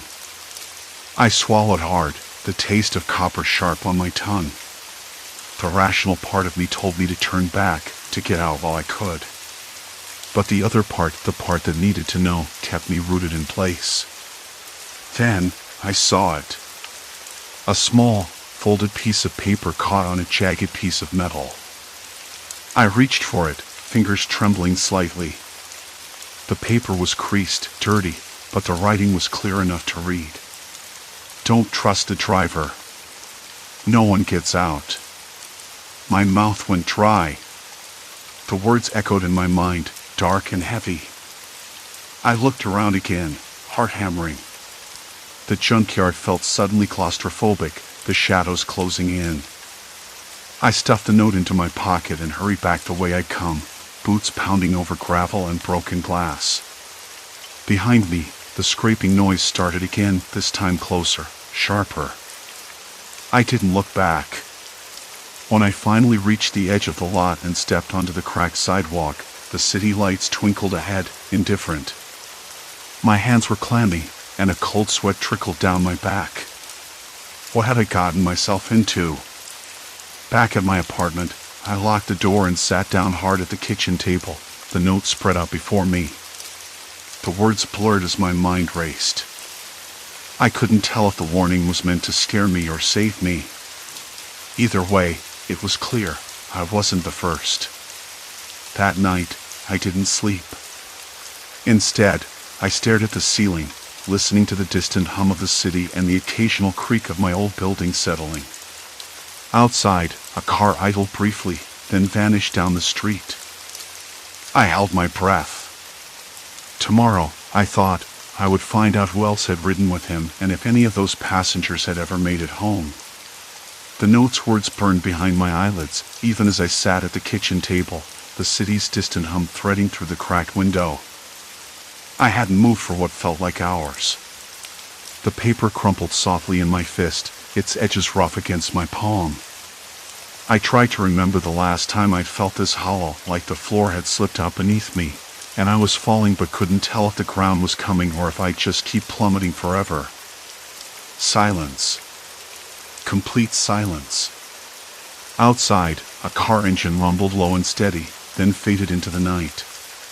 The same sound I'd heard before, the night the note found me. The thought made my skin crawl. I couldn't shake the feeling that I was being watched, not just by some random shadow in the dark, but by something or someone that knew more than I did. That knew me. I rubbed my temples and forced myself to look again at the note. The handwriting was jagged, hurried, like whoever wrote it had been scared out of their mind. "They don't let you leave," it said. "Not once you're in the car." I swallowed hard. It wasn't just a warning. It was a confession. My mind flicked back to the ride with Mark, the Uber driver who took me on those winding routes, the routes no one else ever seemed to know. I remembered the way his eyes darted whenever I tried to ask where we were, how his lips pressed tight every time I said the word home. I hadn't understood then. I didn't want to. But now, the note made everything click into a terrifying pattern. I was trapped. And worse, I'd already crossed the point of no return. I forced myself to stand, pacing the cramped kitchen. The stale smell of old coffee and burnt toast clung to the air, cold and heavy with silence. My hands shook, so I gripped the edge of the table, the creamy wood rough under my fingertips. The note slipped from my palm and fluttered to the floor. A sudden knock at the door made me jump. The sound wasn't just a knock, it was deliberate, measured. "Who is it?" I called, voice cracking. No answer. Just another knock, louder this time. I edged to the peephole, heart hammering. Outside, the hallway was empty, only the flickering overhead light hummed, casting long, uncertain shadows. I leaned closer, trying to make out any movement. A shuffling sound. Then nothing. I stepped back, breathing shallow, skin prickling. Was it Mark? Had he followed me? Or someone else entirely? The thought made me spin around, eyes wild. The apartment felt too small, too suffocating. I needed air. I grabbed my jacket and slipped outside, the night swallowing me whole. The cool air bit at my cheeks, sharp and clean compared to the stale heat inside. Somewhere down the block, a dog barked, sharp, urgent. The city lights flickered unevenly, casting a sickly yellow glow on cracked pavement and peeling posters. My phone buzzed. A message from an unknown number. "Where are you going?" It read. I didn't answer. Instead, I moved toward the street, where the occasional zip of headlights cut through the darkness. My breath came in ragged bursts, mist curling in the cold air. I thought about calling the police, but what could I say? That I was afraid of an Uber driver? That someone was watching me? They'd chalk it up to paranoia, or worse, drugs, like I was making it all up. I needed proof. Proof of what? Of Mark's real intentions? Or that I was already lost? Back in the apartment a little while later, I pulled out my laptop and started searching anything about Uber drivers with strange routes, about missing passengers. The glow from the screen was harsh in the dark room, painting my face in shades of blue. There were stories. A few here and there, buried in forum posts and local news blurbs. Passengers disappearing after getting into rides with drivers nobody seemed to know or who took them on bizarre detours. But nothing concrete. Just whispers, like a secret shared between too few people. I closed my eyes, the screen's light blurring. I felt sick, the room spinning slightly. I couldn't trust anyone. No friends, no cops, not even Uber. I was alone, and worse, I'd let myself get into this. The next ride came sooner than I wanted. My phone buzzed with the familiar ping. Mark had accepted. I hesitated. Should I cancel?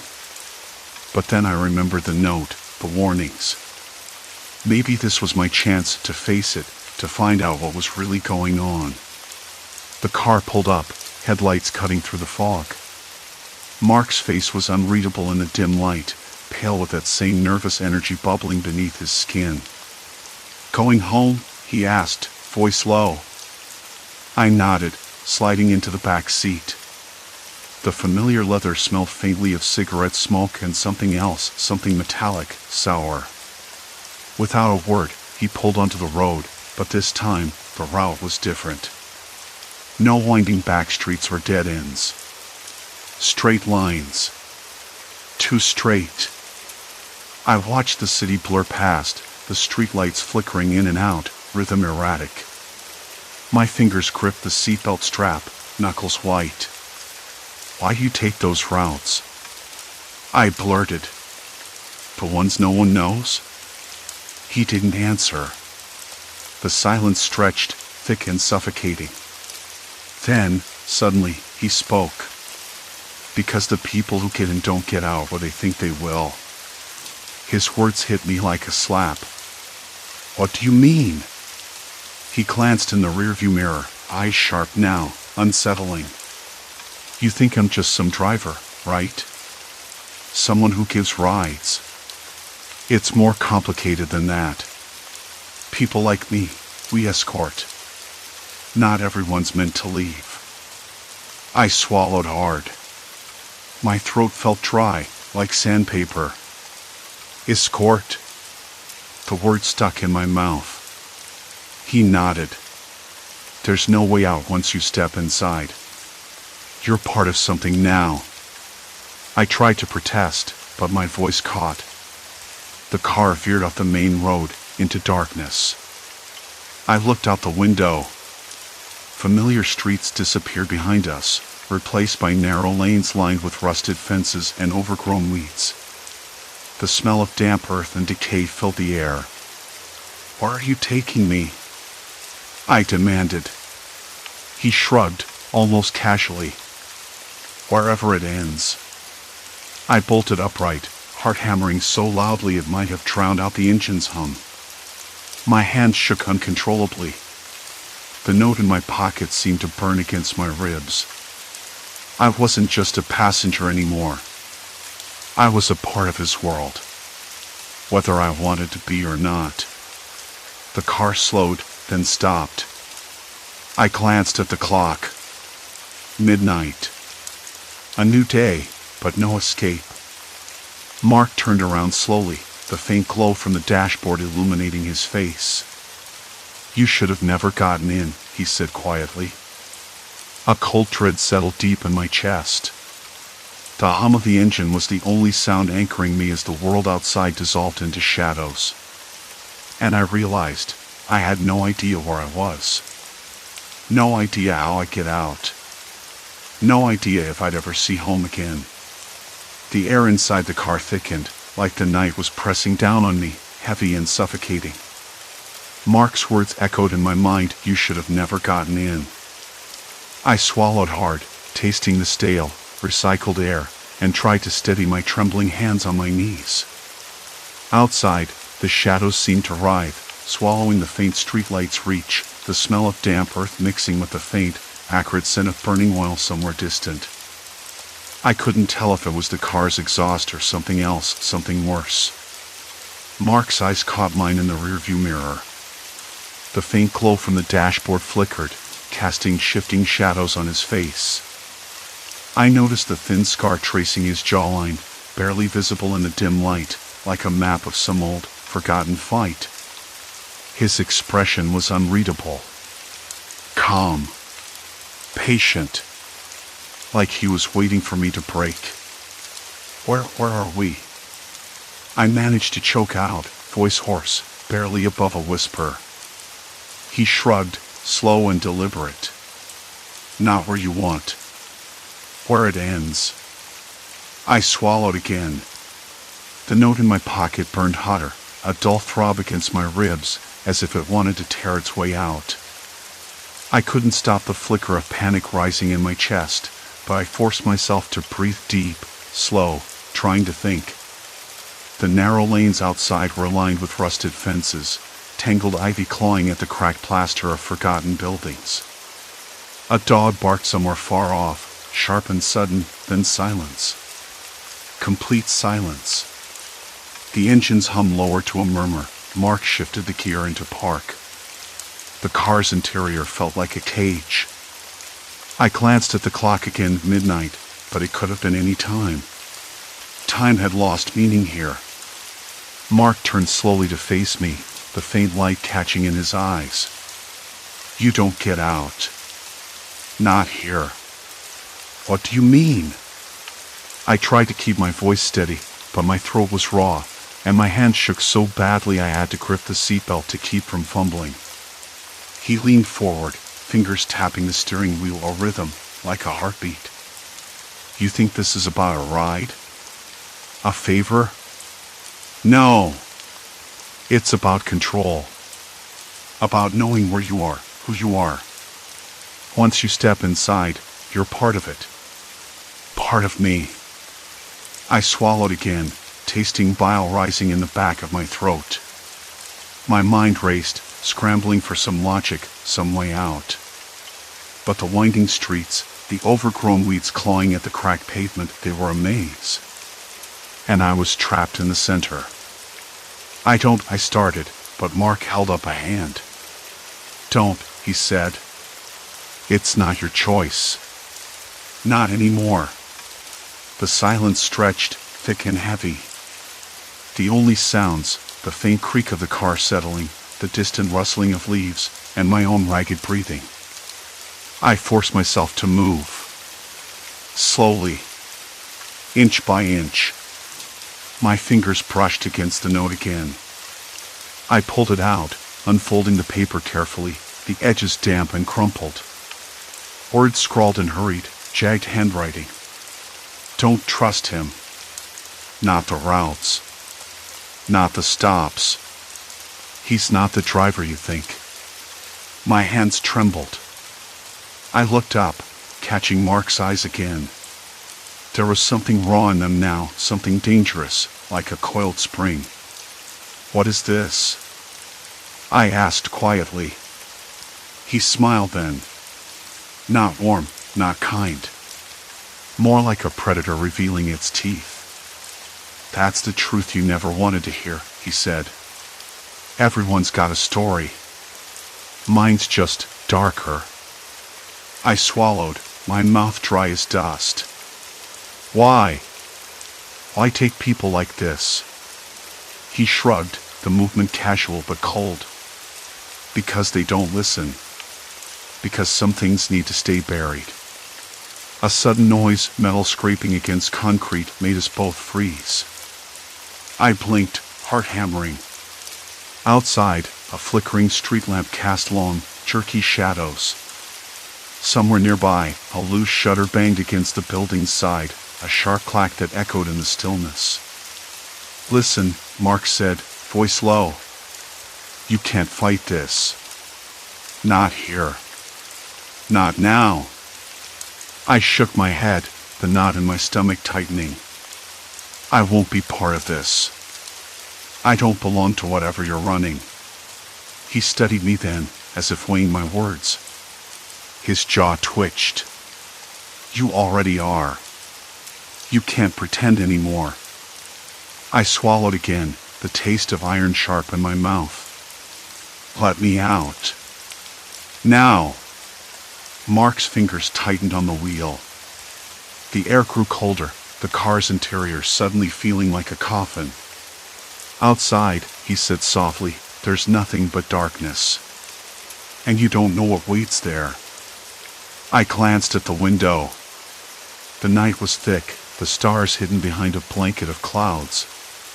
The wind whispered through the cracked panes of nearby buildings, carrying a faint smell of rot and something else, smoke. My pulse spiked. There was no easy escape. No sudden burst of courage. Just this waiting, watching, trapped. I felt the note burn again. A lifeline. A warning. A curse. Mark's voice cut through the silence. "You're going to stay. For your own good." I swallowed hard, my breath catching in my throat. The car door was locked. The keys somewhere out of reach. Outside, a distant howl. Not a dog. Something else. The realization hit me like ice water. This wasn't just a ride. It was a trap. A slow descent into something I couldn't yet name but felt deep in my bones. Mark's eyes met mine once more. "You're mine now." I realized then that the night had swallowed more than the streets. It had swallowed my chances, my freedom, and I was running out of time. Suddenly, the car door handle rattled. A voice, low, harsh, murmured something unintelligible from the shadows beyond the windshield. My heart hammered against my ribs. I couldn't tell if it was hope or terror. The window fogged with cold breath. Fingers tapped against the glass. Slow. Deliberate. Mark's hand went to the glove compartment. The faint click of metal echoed. "I told you," he said. "There's no way out." The door suddenly swung open. But it wasn't Mark who stepped in. It was someone else. Someone I hadn't seen before. And their smile didn't reach their eyes. The door swung open, and for a moment I thought the night itself had cracked wide, spilling cold shadows inside the car. Mark didn't move. His hand stayed on the glove compartment, fingers still curled around whatever steel coldness hid inside.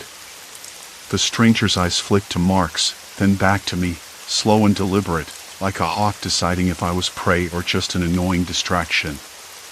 My hands trembled, pressed against the rough fabric of the seat, knuckles white enough to crack. "We've got company," Mark said, voice low and flat. No panic, no surprise, just the tired acceptance of a man used to things going sideways. The stranger pulled a thin pack of cigarettes from his pocket, tapped one out, and lit it with a flick of a match. The flame briefly illuminated his face again, too close, too sharp. The smoke curled between us, acrid and bitter. I blinked, the taste of it was sour in my throat, and suddenly the car felt even smaller, the air heavier. "You shouldn't have come here," the stranger said, voice rough like gravel. "Not tonight." I swallowed again, dry and thick. "Who are you?" The words came out quieter than I meant, like I didn't want to wake something sleeping in the back of the car. The stranger shrugged, smoke drifting from between his lips. "Someone who's tired of waiting." Mark's hand moved then, slow but sure, pulling a slim knife from the glove compartment. The clicking sound echoed in the cramped space. I flinched, muscles tight as a wire. "Easy," the stranger said. "We don't need to do this here." But Mark didn't lower the knife. Instead, he leaned forward, eyes locked on mine. "You wanted to know why no one ever gets out at their intended destination. Here's your answer." I didn't want to look at the man beside me, but I couldn't look away. His face was hard, worn down by years of something I didn't want to name. I wanted to scream, to bolt from the car, but the door behind me was shut tight, and the night outside was a wall of black. The stranger exhaled slowly, embers glowing in the dark, and said, "This isn't about you." "Not really. But you're here now. That means something." I tried to think, tried to find a way out, a crack in the walls closing in. But my mind was spinning, caught between fear and disbelief. Why me? Why this night? Why these two men, whose eyes held stories I didn't want to read? Then Mark's voice cut through the tension, sharp and steady. "We used to work for the company. You know the one. The rides that never ended, the detours that weren't on the map. We were the drivers. The collectors." "Collectors," the stranger repeated, nodding. "People who made sure the debts were paid. Not just money, but promises. Secrets. Things better left buried." I swallowed hard. The pieces clicked together in a sick puzzle, disappearances, rumors, the empty seats left behind at the end of rides. It wasn't just about getting from point A to point B. It was about control. "You don't have to be part of this," I said, voice shaking. "I don't belong here." Mark's eyes narrowed. "You're already part of it. Just by riding with me, you're tangled in the same web." The stranger flicked ash onto the floor, watching it burn a tiny hole in the carpet. "There's always a way out. But it costs." I wanted to ask what kind of cost, but the words stuck in my throat. The car was silent except for the soft hum of the engine and the distant barking of a dog, far enough to be lonely, close enough to be a warning. Suddenly, Mark's hand dropped, and the knife clattered to the floor. The tension in his shoulders eased, just a little. "You'll walk away tonight," Mark said quietly. "But you won't forget. Not ever." The stranger nodded, stubbed out his cigarette, and stood. "We have our orders. No more games." The door opened again, and the cold night air rushed in, sharp and biting. I wanted to run, to disappear into the dark streets, but my feet felt rooted to the floor. Then Mark reached over, unlocked my door, and pushed it open. "Go!" I didn't hesitate this time. I stumbled out, the rough gravel crunching under my shoes, the cold biting through my jacket. The car's headlights dimmed behind me as Mark and the stranger drove away, their figures swallowed by the night. I stood there for a long time, listening to the fading hum of the engine and the distant howl, something not quite a dog, still echoing in my mind. The next morning, sunlight felt like a foreign thing, too bright, too honest. I woke up in my apartment, clothes still damp from the night's cold, heart pounding against the cage of my ribs. The window was open, the breeze stirring the curtains like a whisper. I sat on the edge of the bed, hands shaking. The world outside seemed normal, cars honking, people talking, the distant hum of the city waking up. But it wasn't the same. The ride had changed me. I couldn't shake the feeling that I was being watched, that the shadows from the night clung to me like a second skin. I checked my phone again, no missed calls, no messages. Nothing. But the silence felt heavier than any noise.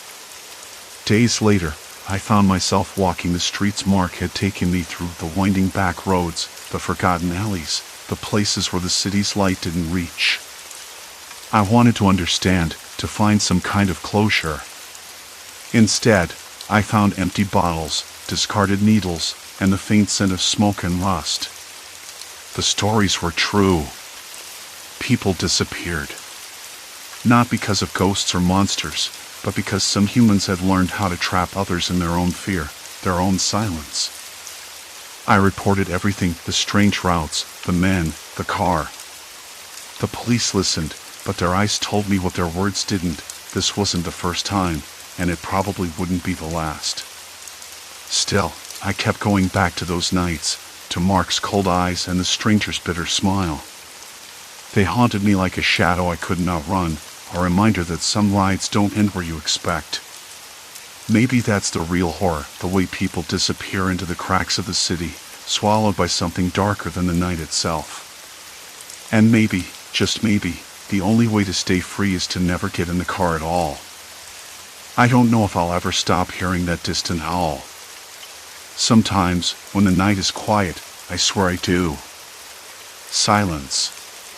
Complete silence. Then the echo returns. Story 4, Route to Edgewood, Navigating a Glitching Reality. I never thought much of the road signs. The highway had been smooth up until then, wide lanes, the smell of fresh asphalt warming in the sun, the distant hum of a truck rumbling past. My car's radio spat out a lazy country song, the kind I usually found dull but that day felt oddly comforting. I was alone, just me and the road. A solo trip, the kind I'd talked about for years but never actually taken. No destination in mind, just a vague plan to drive until the sky turned pink and then find a motel.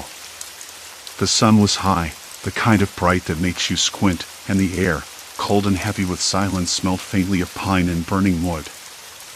I rolled down the window a crack, letting in a breeze that carried the scent of damp earth.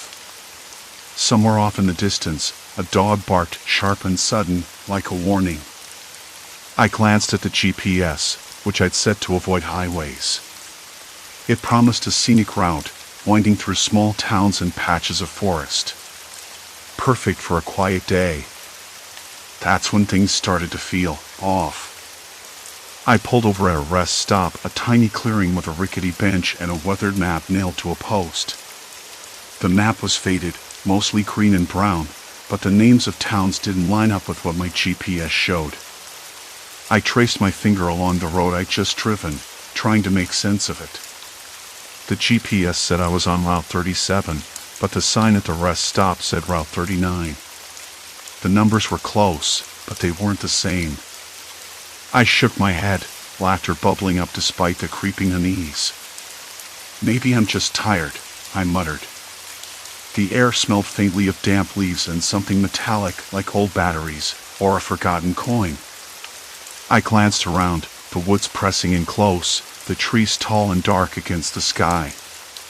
When I got back in the car, I noticed the GPS had rerouted itself. The little blue dot that represented me was moving down a road I didn't remember taking. No turns, no junctions, just a steady drift into somewhere unfamiliar. I tapped the screen. No, go back. But it stubbornly refused, recalculating with a quiet beep. I snapped my head to the window and caught sight of a sign that had me blinking hard. Welcome to Edgewood. Edgewood? That wasn't on any map I'd brought, and certainly not near Clearview or Clearwater. The sign was new, clean, and a little too bright in the sunlight, almost like it had been placed there yesterday. A bead of sweat trickled down my neck. The road ahead narrowed, flanked by trees that leaned in like they were listening.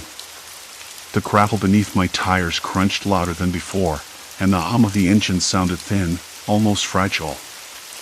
I glanced back at the GPS again. The voice was calm, almost soothing.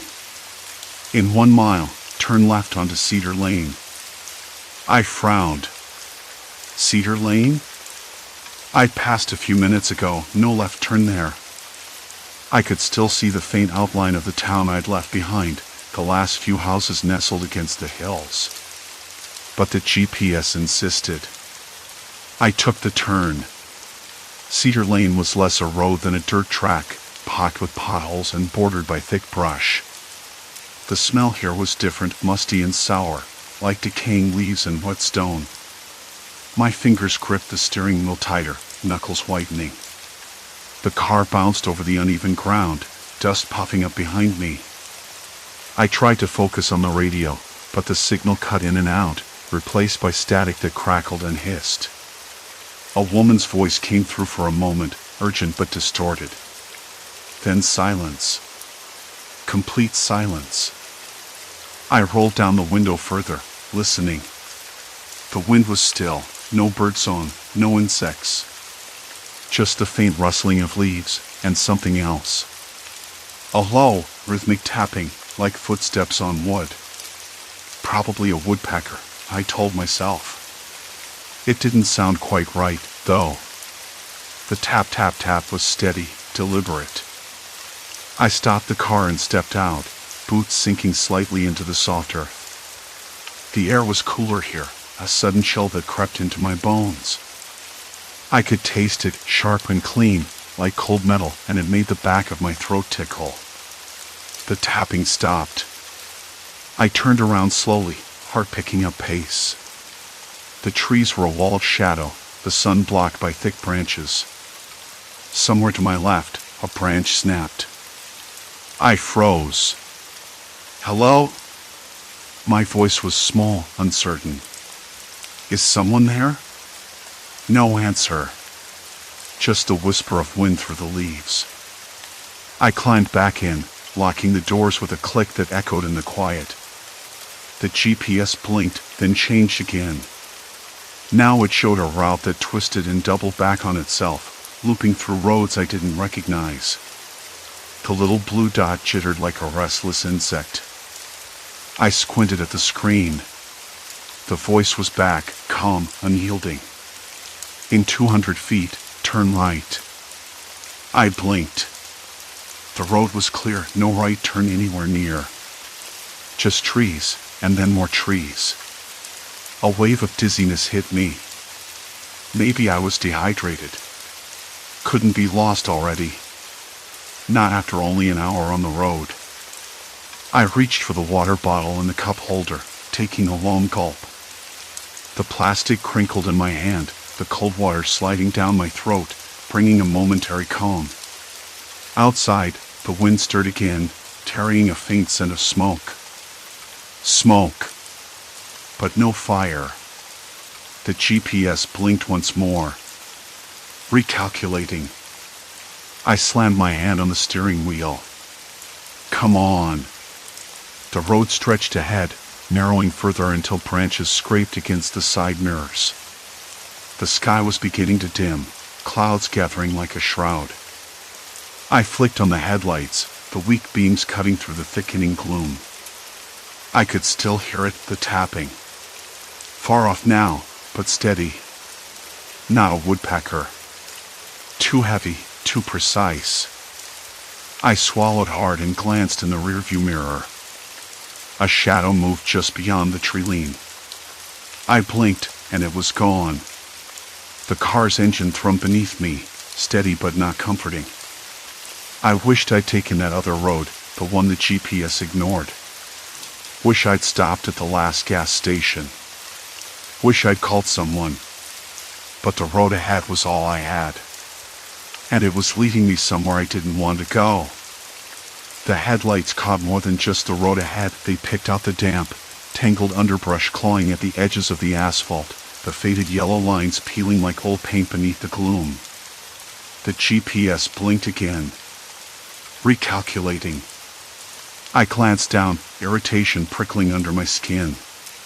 The map had shifted. The road that was supposed to curve left now promised something else entirely, a dead end, or maybe a loop back to where I'd already been. I didn't trust it. Not anymore. The last gas station's fluorescent sign flickered in my memory, its buzzing hum a sound I thought I'd leave behind hours ago. Instead, here I was, deeper in a place that twisted itself out of any map's logic. I pulled over where the road narrowed sharply, branches scraping the roof with a soft scratch like fingernails. The car's interior smelled faintly of burnt rubber and old upholstery, mingled with the lingering scent of smoke hanging in the cold air.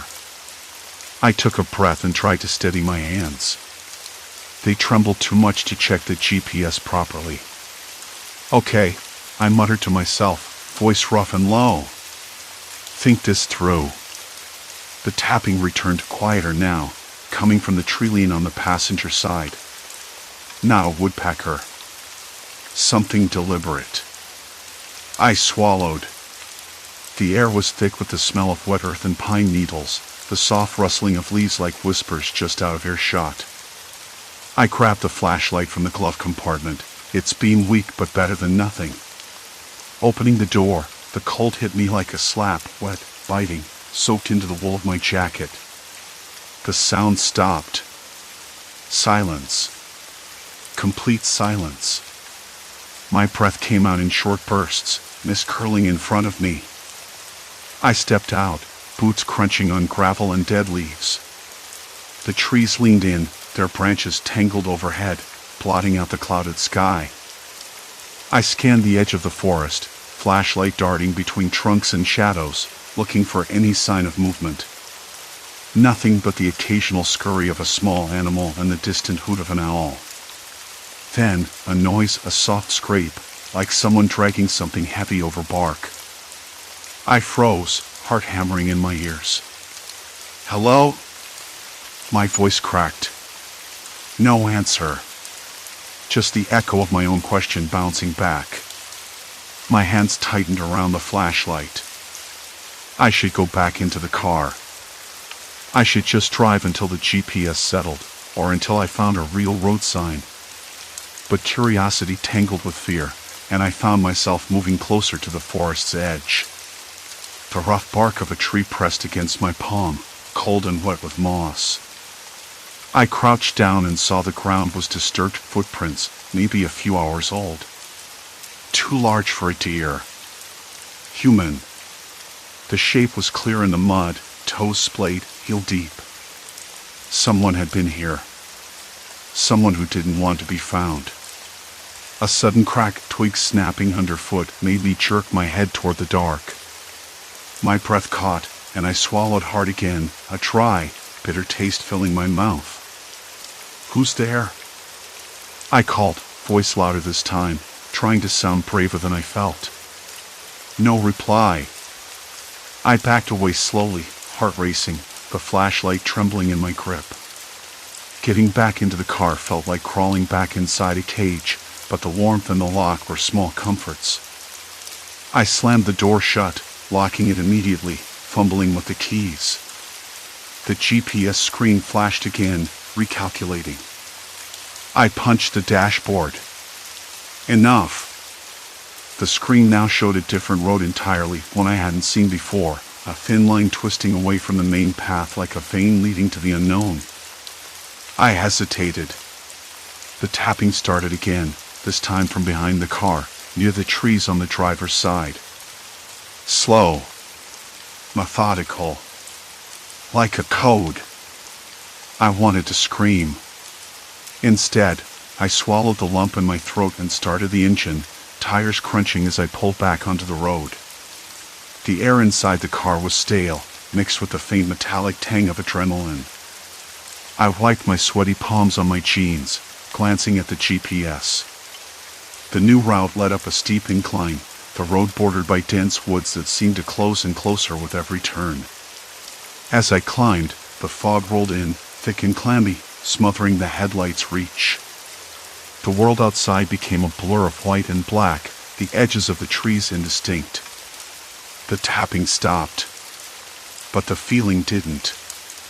It settled in my gut, cold and heavy. I remembered the footprints, the strange silence, the shifting maps. This was no accident. Someone or some group was out here, watching, waiting. The smoke I'd smelled earlier wasn't from a careless campfire. It was a signal. A warning. I pulled over again when the road forked.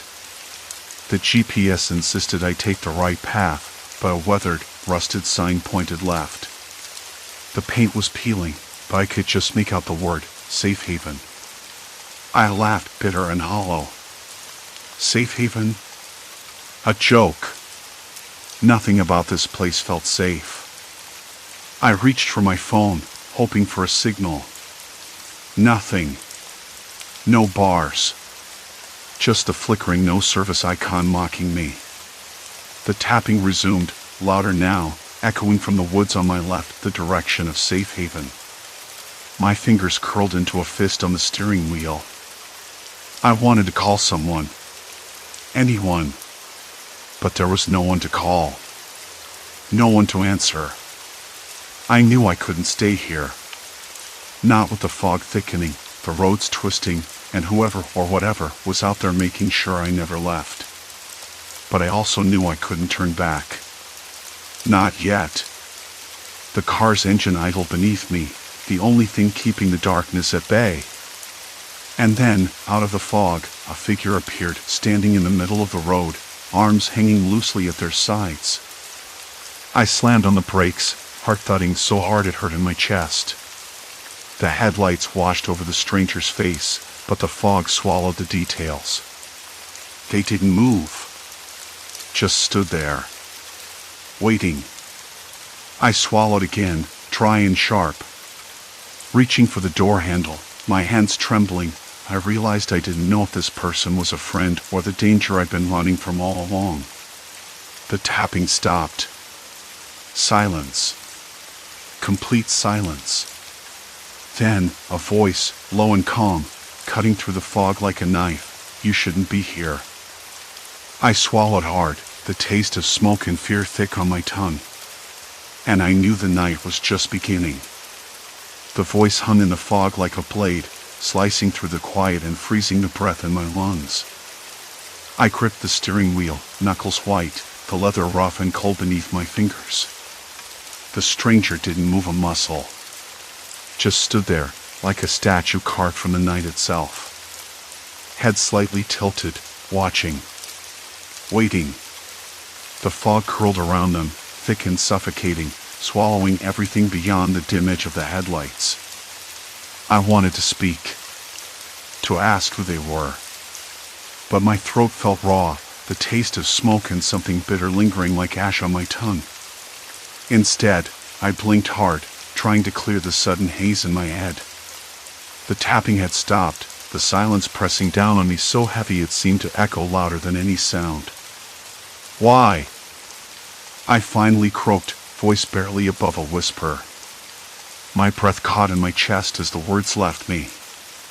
Why shouldn't I be here? No answer. Just that stillness. Then, out of the fog, I caught a faint movement, a quick flicker of a shadow behind the figure, like a twitch of a hand or a nervous tick.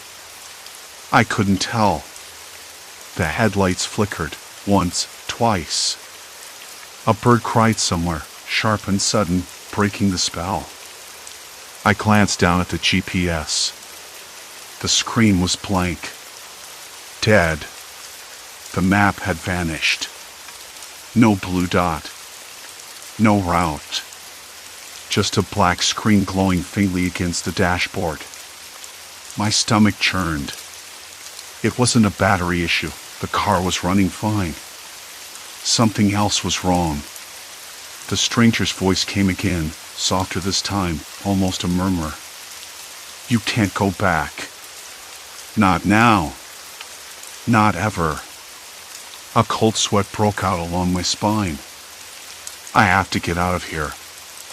I have to. No, the voice interrupted, steady and final. They won't let you. My pulse hammered in my ears. Who? Who won't? I pressed, voice rising despite myself. The figure took a step forward. The fog swirled around their boots, soaking into the tattered jeans. You don't understand. This isn't just a road trip. It's a trap. They set it all up, the signs, the GPS, the roads. To catch people like you. My hands trembled. I swallowed hard, trying to push down the knot of panic twisting in my gut. People like me? What do you mean? The stranger's eyes flicked toward the trees, where the fog thickened and shadows pulsed like breathing things. Those who don't belong. Outsiders. They watch, they wait. And they make sure no one leaves once they're inside.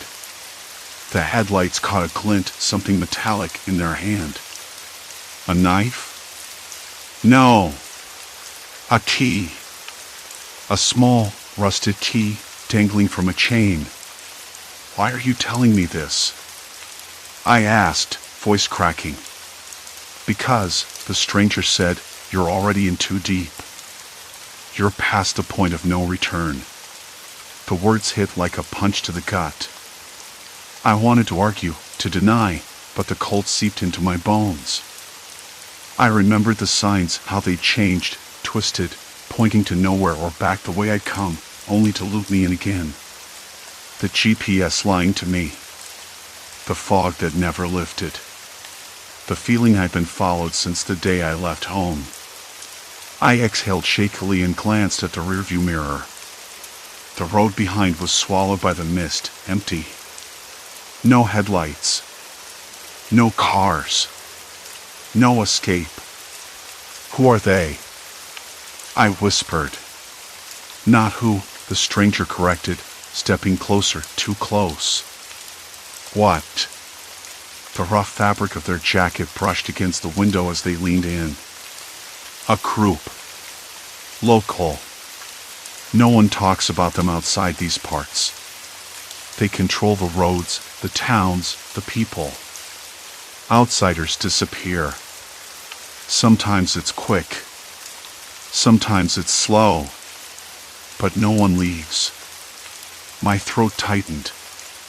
Why me? Why now? The stranger's eyes narrowed, voice dropping to a whisper. Because you looked. You noticed. You didn't just drive through. You questioned. And that makes you dangerous. The fog thickened, swallowing their figure again. I blinked, and suddenly they were gone. My hand shook as I reached for the door lock, flicking it instinctively. The car's engine hummed steady beneath me, but the weight of the silence pressed down harder than before. I stared into the fog, heart hammering. I could feel the eyes watching. Waiting. I glanced back at the GPS. Still black. The radio crackled suddenly, static at first, then a whisper. Not a voice, just a sound. Like breathing. Or footsteps. I slammed the engine into drive and peeled away, tires crunching on gravel hidden beneath the mist. The headlights cut through the white curtain, but the road twisted sharply ahead, impossible turns, looping back on themselves like a maze. I tried to follow the GPS again. No map. No route. Nothing but that blank screen. A sudden noise, metal scraping along pavement, snapped me sideways. I jerked the wheel, heart in my throat. A figure darted across the road ahead, disappearing into the trees. Too fast to be human? No, definitely human. Too quick for me to get a clear look. I swallowed hard. This isn't real, I told myself. It's just a place. Just fog and shadows. But the cold in my hands, the taste in my mouth, the sound of my own ragged breathing told me otherwise. I was trapped. There was no turning back. I had crossed the line. The radio crackled again, louder this time. Clearer. A voice, distant and distorted, barely audible. Don't trust the road. Don't trust the signs. Static swallowed the words. I slammed the radio off and gripped the wheel tighter. The trees closed in, branches scraping against the car like fingernails. The fog thickened so much I could barely see the hood. And then, through the mist, a new sign. Not a road sign. A hand-painted wooden board, hanging crooked from a nail hammered into a crooked tree. It read, "Welcome home." I swallowed hard, the bitter taste almost choking me. Welcome home. I didn't belong here. But it was too late. The car's headlights caught movement again, figures stepping out from the shadows, their faces hidden beneath hoods and hats, watching, waiting. I pressed down on the accelerator. The engine roared. But the road didn't go anywhere. And behind me, the fog pulsed. I was running, but I wasn't moving forward. I was caught.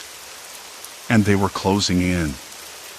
The engine's roar died to a desperate sputter. I swallowed hard, the bitter taste of fear pooling at the back of my throat.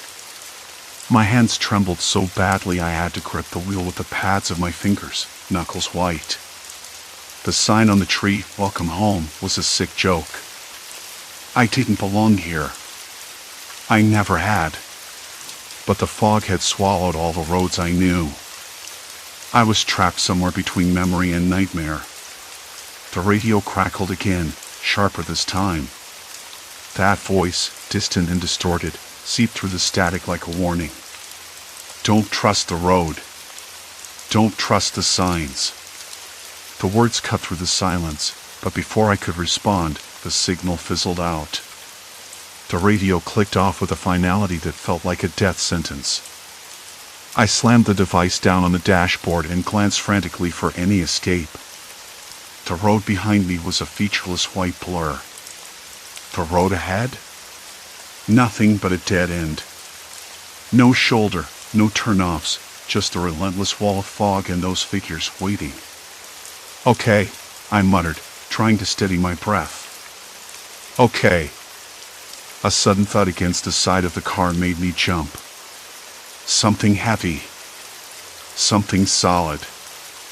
I jerked the wheel, and the car fishtailed dangerously before I wrestled it back on course. My heart hammered so loud I thought it might burst through my ribs. Another thud. Then another. Like fists hammering a door. I glanced in the rearview mirror and caught a glimpse of a silhouette darting alongside the car, matching my speed. The hood slipped back, revealing a pale face with eyes too wide, too wild to be anything but dangerous. I slammed the car into park and yanked the door handle, but the lock held firm. Panic squeezed my chest tighter. I fumbled for the keys, my fingers clumsy, slick with sweat. The figure was closer now, pounding on the window with a heavy fist. Then another shadow appeared on the driver's side, creeping toward me. "Stay back," I shouted, voice cracking. "I don't want trouble." No response. Just silence. The pounding stopped. Then came a faint scraping noise, like nails on metal. My stomach dropped. I pulled the emergency brake and threw the car into reverse, tires spinning on wet gravel. The fog swallowed me whole again. For a moment, it was just me and the engine's desperate whine. Then, headlights. Another car, or maybe the same one. Impossible to tell. The figures vanished into the mist like ghosts, but the new headlights blazed straight at me. I tried to move forward, but the steering locked up, frozen solid. The car shuddered, then shuddered again, until the engine cut out completely. Dead. I sat there, heart hammering, breath shallow and fast. The headlights were closer now. Too close. "Hey," a voice called out, sharp and low. "You lost?" I didn't respond. My mouth was dry. My throat raw. I wanted to scream but couldn't find the air. "Lost is good," the voice said, a faint chuckle behind the words. "Means you're still alive." A figure stepped out of the beams, tall and broad-shouldered, wearing a dark jacket that swallowed all light. His face was half hidden beneath the brim of a worn cap, but his eyes caught the dim light that cast long, dancing shadows, cold and calculating. "Name's Harris," he said, voice rough like gravel. "We don't get many visitors out here. Not ones who come looking. You're lucky you ran into me." Lucky. The irony wasn't lost on me. My body trembled, but I forced myself to meet his gaze. "What do you want?" I asked, voice steadier than I expected. "Information. Directions. Maybe a place to warm up." His lips curled into a smile that didn't reach his eyes. "But mostly, I want to know what you're doing on these roads." I hesitated. The fog pressed in, muffling the night's sounds, the crack of twigs, the distant howl of a dog, the faint rustle of leaves as if the woods themselves were holding their breath. Something about Harris's presence made the air taste metallic, like copper and cold iron. "I'm just passing through," I said, trying to keep my tone casual, though my insides twisted into knots. He took a step forward, close enough that I could smell the sharp tang of cigarette smoke and something sour, like sweat mixed with dirt. "Passing through, huh? That's what they all say. But these roads aren't for passing." My mind raced. This was no chance encounter. This was a trap. I glanced around, searching for a way out. The fog, the trees, the endless twisting road, it all felt like a cage closing in. "Look," I said, voice low. "I don't want any trouble. Just let me go." Harris laughed, a deep, humorless sound that echoed off the trees. "Trouble's already found you. You crossed lines you didn't even know existed." His hand dipped into his jacket pocket, and my heart lurched. Was that a gun? A knife? I couldn't tell, but every instinct screamed to run. I fumbled in my own pocket, my fingers closing around the small flashlight I'd grabbed earlier. flicked it on, the beam slicing through the fog like a knife. "Back off," I said, raising the light like a weapon. Harris didn't flinch. Instead, he smiled wider. "You've got spirit. I'll give you that." From the corner of my eye, I caught movement. Another figure appeared, this one shorter, stockier, with a face half hidden by a scarf. They didn't say a word, but their presence was a clear message. I was surrounded. My breath hitched. The flashlight felt weak in my trembling hand, like a candle against a storm. I swallowed hard. "Please. Just let me go." Harris's eyes narrowed. "You think you can just walk away?" "Not here. Not tonight." A sudden noise, a crack, like a branch snapping underfoot, made everyone freeze. The fog swirled, momentarily lifting to reveal a narrow path leading off the road, barely visible beneath the trees. I didn't think. I slammed the car door, spun around, and bolted toward the path, heart pounding hard enough to drown out everything else. Branches clawed at my face and arms, the cold night air stinging my lungs. Behind me, voices shouted, curse words, orders, the sound of heavy footsteps crashing through underbrush. I stumbled, caught a root, and fell hard, scraping my palms raw on the dirt. Pain flared, sharp and immediate, but I pushed myself up. The path narrowed, twisting deeper into the woods, the fog thickening again until it was like running blind. I could hear them behind me, closer now. The heavy, deliberate steps. The ragged breathing. Then, a hand grabbed my ankle. I screamed, twisting violently, managing to break free and sprint forward, legs burning, lungs burning. I didn't stop until the sound of pursuit faded into the night. The fog had finally lifted, or maybe it was just thinning enough to show me where I was. I couldn't tell. The sun was low now, slanting through the trees in brittle shards. The air smelled like damp earth and something sharp, metallic, like a faint trace of blood. I kept glancing at the GPS, but the blue dot jumped around like a lost child, spinning in place, then darting off down roads I didn't recognize. None of the signs matched either. One minute I'd see a faded marker for Willow Creek, and the next, it would say West Ridge, or sometimes nothing at all. It was like the forest itself was shifting, swallowing the roads I tried to follow. I stopped the car just past a bend where the trees leaned so close their branches tangled overhead, blotting out the sky. My hand shook as I turned off the engine. The silence hit harder here. Not the peaceful kind you expect in the woods, but the kind that presses on your ears, making every small noise feel enormous. A twig snapped somewhere behind me. The sound was sharp enough to make me jump. I stared down the dirt road, half expecting someone to step out from the shadows. No one came. I took a deep breath and tried to calm the tremors in my limbs. This was ridiculous, I kept telling myself. I'd been on solo trips before, had gotten lost a time or two. But this was different. Every wrong turn had led me deeper into something I couldn't name, and the feeling in my gut wasn't just fear, it was warning. I knew it. Something was out here, watching. I forced my eyes back to the GPS. The screen flickered, and for a moment, the route I'd been following disappeared. Then it reappeared, but the arrow was pointing in a different direction, back the way I'd come. I wanted to argue with the thing, to shout at it, but I just sat there, swallowing the dry lump in my throat. "I need to move," I whispered, even though no one was around to hear me. The car had barely rolled forward when I saw the figure. At first, I thought it was a trick of the light, a shadow cast by some crooked branch. But no! There was a man standing on the side of the road, half hidden by the fog. His clothes were dark and ragged, and his face was turned away. I slammed on the brakes, heart slamming against my ribs.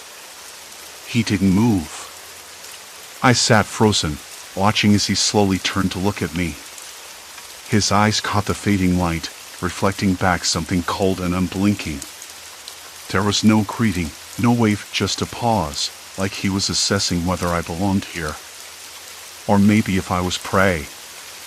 I swallowed hard. I tried to start the car again, but the engine sputtered like it was choking. The man took a step forward. I pushed the door open before I could change my mind and slammed it shut behind me. The lock clicked into place. The fog was thicker now, curling around the trees and the man like a living thing. I could hear the scrape of his boots on gravel as he moved closer, slow and deliberate. My knuckles whitened on the steering wheel. "Hey," I said, voice surprisingly steady. "I don't want any trouble." No answer. Just the scrape, scrape, scrape. I glanced down at the gear shift, willing it to turn over. The car growled, and I jerked forward, sending a cloud of dust into the air. The man stumbled back, melting into the mist. The trees seemed to close in behind him. I didn't look back. The GPS went dark, and the radio crackled with static. For a moment, I thought about pulling over again, trying to find a signal on my phone. But the thought made my skin crawl. I had to keep moving. Hours passed. The roads twisted and climbed, twisting like the lines of a maze. Every signpost was blank or bent, the paint peeling like skin. My stomach growled, but I was too tense to eat. I kept glancing in the rearview mirror, half expecting to see the man or someone else. At some point, fatigue gnawed at me so hard I had to pull off into a small clearing surrounded by towering pines. I killed the engine and sat there, the silence pressing in again. I pressed my hands to my face, trying to wipe the sweat and dirt away, but it only smeared the grime. Was I losing my mind? I thought about calling someone, anyone, but my phone was dead. No bars, no signal. The charger cable had frayed days ago, probably when I dropped it in the rain. I had one flashlight and a half-empty water bottle. My boots were caked in mud, and my jacket smelled of smoke and pine needles. I leaned back against the seat, closing my eyes. The memory of the man's eyes stayed with me, cold and unreadable. What did he want? Was he alone? Dangerous? Would he come back? I tried to imagine what I'd do if I saw him again. Fight? Run? Hide? None of it felt right. None of it felt safe. The sun dipped lower, turning the sky a bruised purple. I unlocked the door, stepped out into the chill. The forest was quieter now, except for the distant call of a dog, sharp and lonely.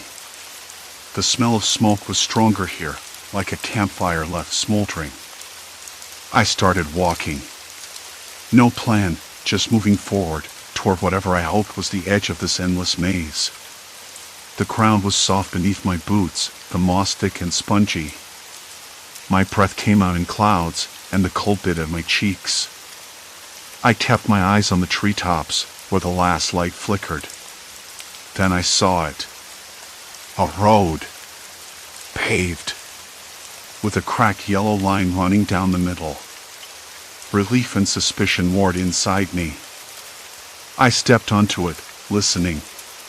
No footsteps. No voices.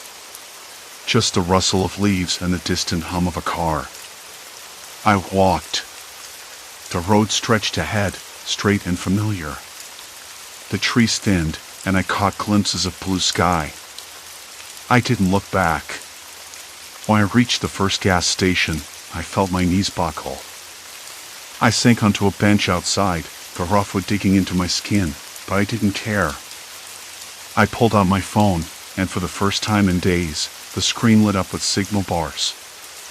I called my sister. My voice cracked like dry wood. "Sarah, I'm okay. I'm coming home." The attendant inside watched me quietly, a faint smile on his lips. I imagine he'd seen others like me lost, broken, clawing their way back from the edge. I closed my eyes. The road had almost swallowed me whole, but I'd come out the other side. Maybe not unscathed. Maybe not the same. But I was still here. And that had to be enough.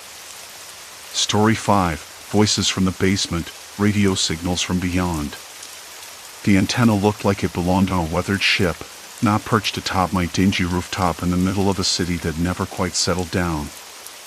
I stepped back, wiping sweat from my brow with the sleeve of my shirt, the rough fabric catching on a fresh scratch. The sun was already dipping behind the low skyline, casting long shadows across the peeling paint of my apartment walls.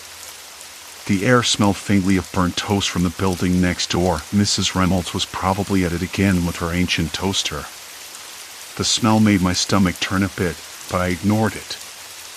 I plugged the radio back in, the hiss of static filling the cramped room. The antenna finally held steady. I turned the dial, expecting the usual mix of late-night talk shows and static bursts, but instead, a faint voice broke through. At first, it was just a jumble of words, like a half-remembered dream. "Help, please, don't." I froze, heart skipping.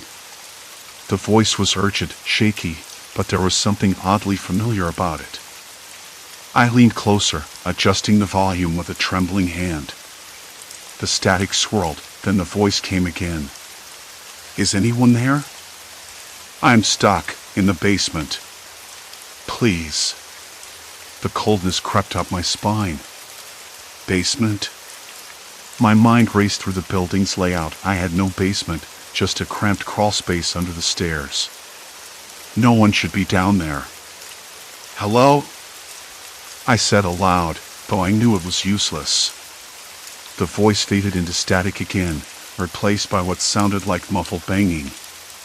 I tapped the radio, hoping I was imagining this, but the sounds persisted, snatches of conversation, cries for help, a door slamming somewhere distant.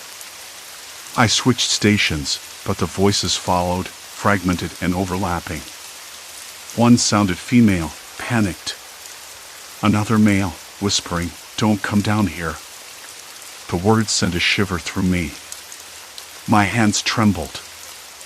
I set the radio down on the table, the wooden surface rough beneath my fingers. I could hear the city outside, distant sirens, a dog barking twice, tires crunching on uneven pavement. Inside, the apartment felt too warm, the stale air sticking to my skin like a second layer. I tried to shake off the unease. Probably interference, or some prank call. Maybe a radio drama I hadn't heard before. I told myself that, but my throat felt tight, dry. I sank into the threadbare couch, the fabric prickling my arms. The voices came back, softer this time, almost pleading. "Please, you have to listen. It's not safe." I grabbed the radio again, hands sweaty, and adjusted the antenna slightly. The voice sharpened, clearer, but still fractured. "They're watching. Can't trust anyone. Lock the door." "Who are you?" I whispered, the words barely forming. The voice didn't answer, only the static returned, scratching at my ears like nails on a chalkboard. A sudden creak from the hallway made me jump. I glanced toward the door, locked, I was sure. The building was old, settling, but tonight every noise seemed deliberate, like a warning. I pulled my jacket tighter around me. Was I losing it? The logical part of my brain argued the radio was picking up signals from some nearby emergency service or a poorly tuned frequency. But the other part, the part that kept my eyes darting to shadows, felt like I was listening to a cry for help from somewhere I couldn't reach. I switched off the radio, but the silence that followed was worse. Complete. Unbroken. Outside, a car door slammed. Feet shuffled over gravel. I caught a faint whiff of exhaust and something else, something metallic, sharp. My pulse quickened, but I told myself to calm down. I wasn't alone in this building.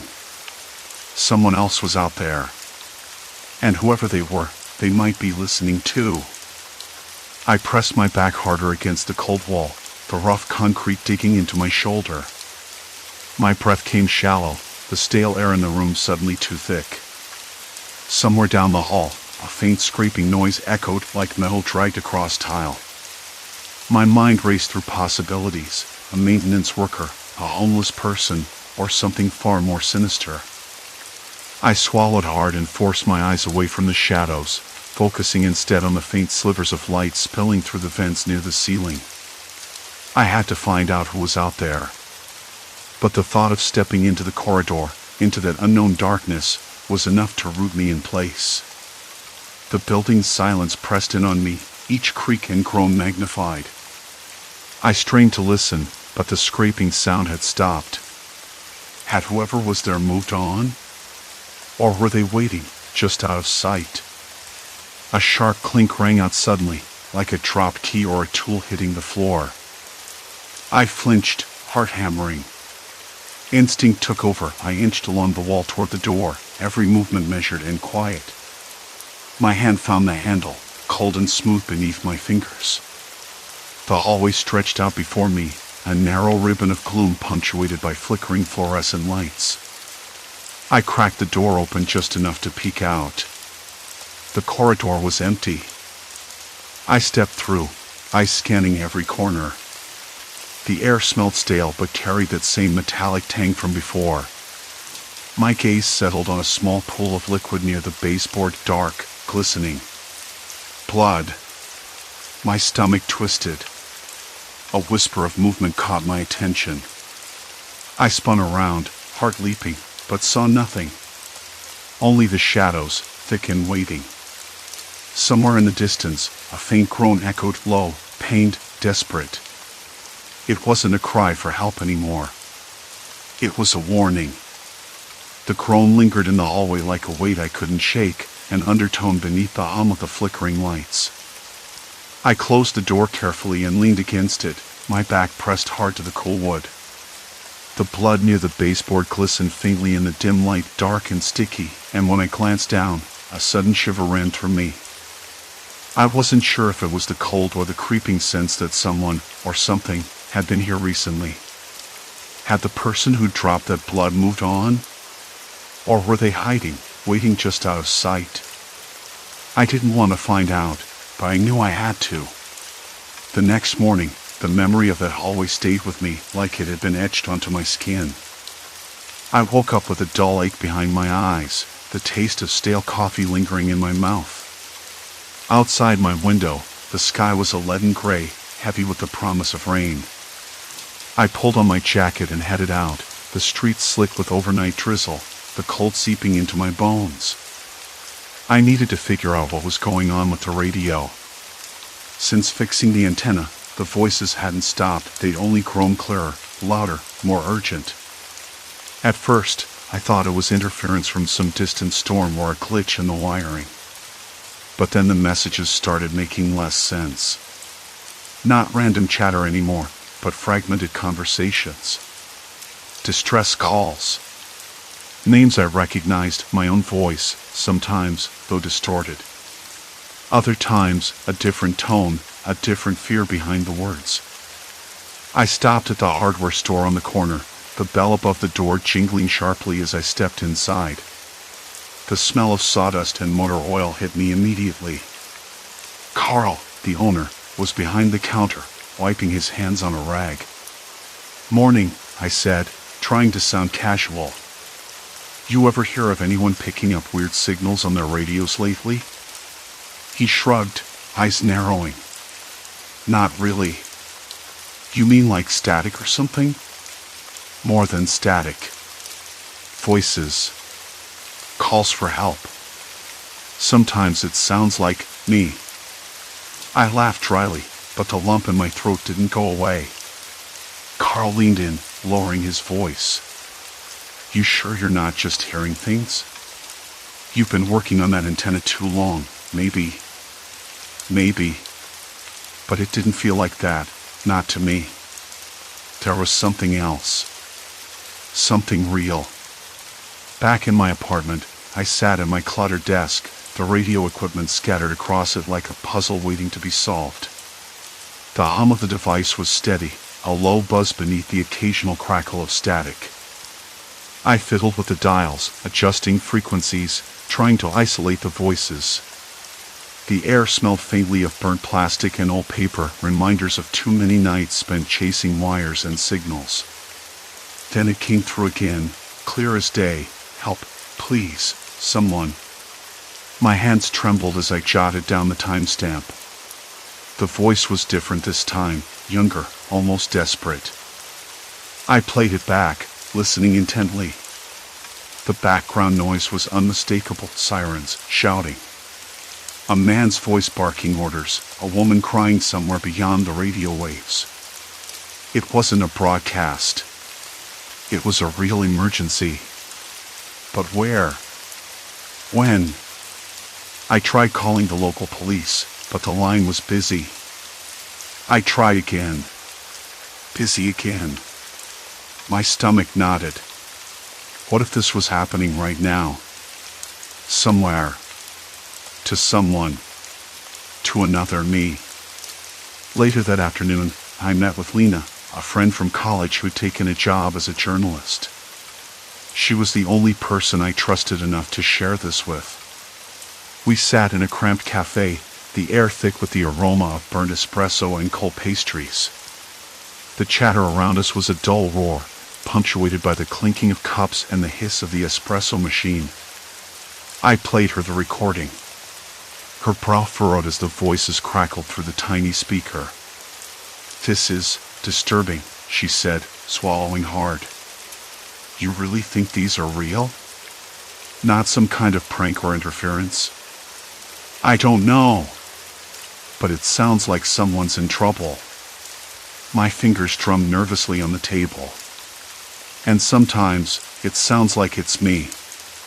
Or someone like me." Lena looked away briefly, then back. "Parallel versions? You mean like alternate realities?" I shook my head. "I know how that sounds. I don't believe in that stuff. But what if it's something else? Something human? Maybe people trapped in situations like mine, stuck, scared, calling out for help through some kind of signal I accidentally tapped into." She nodded slowly. "Could be. But if that's true, then whoever's behind it is dangerous.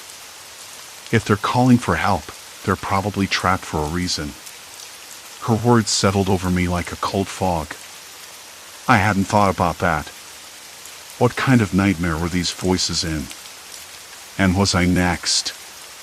That night, back at my apartment, I tried monitoring the frequencies again, recording every distress call, every fragmented sentence I could catch. The rain tapped insistently against the window, a steady, rhythmic drum that matched my quickening heartbeat. Then, out of the static, a new voice cut through, calm, cold, and unmistakably close. "Stop listening." The words were clear, deliberate. No crackle. No distortion. My breath caught in my throat. I froze, every muscle taut as a wire. The radio crackled back to static, but the message hung in the air, heavy and threatening. I reached for the light switch. The bulb flickered once, twice, then went out. Darkness swallowed the room. Silence. Complete silence. Then a soft click, the sound that seemed to vibrate in my bones of a lock turning somewhere in the building. I wasn't alone. Not anymore. The darkness pressed in like it was alive, thick and suffocating. I swallowed hard, the taste of stale coffee and fear stuck in my throat. My hands trembled, but I forced myself to stand, every step slow and careful on the creaking wooden floor. The hallway beyond was a vague shadow, the faint smell of damp plaster and old smoke curling from the far end. I wanted to tell myself it was nothing, just the building settling or a neighbor, but that voice, so clear and deliberate in the radio, wouldn't let me. "Stop listening." It echoed in my head, a cold finger tracing down my spine. But I couldn't stop. Not now. The radio, the voices, they were too important. Too real. Maybe I was crazy. Maybe I was just chasing ghosts. But if even one of those alternate me's was trapped in something worse, I had to try. I found the flashlight in my coat pocket, the one with the cracked lens, and flicked it on.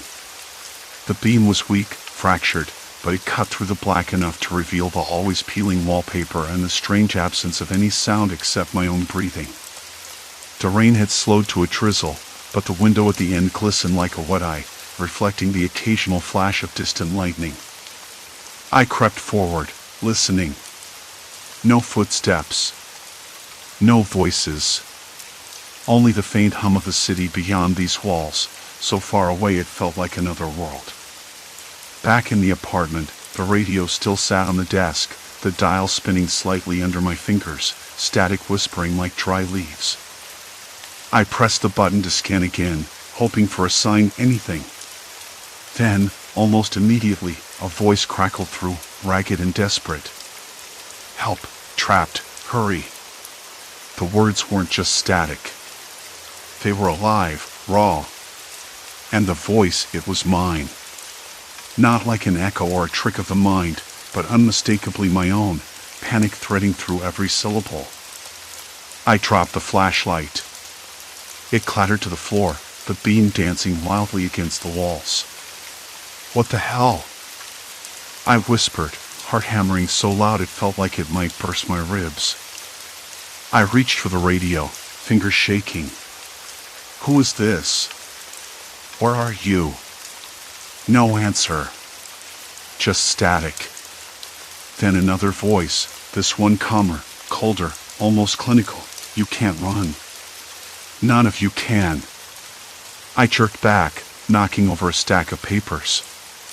The smell of ink and dust filled my nostrils. My pulse was a staccato drum in my ears. Was I hearing things?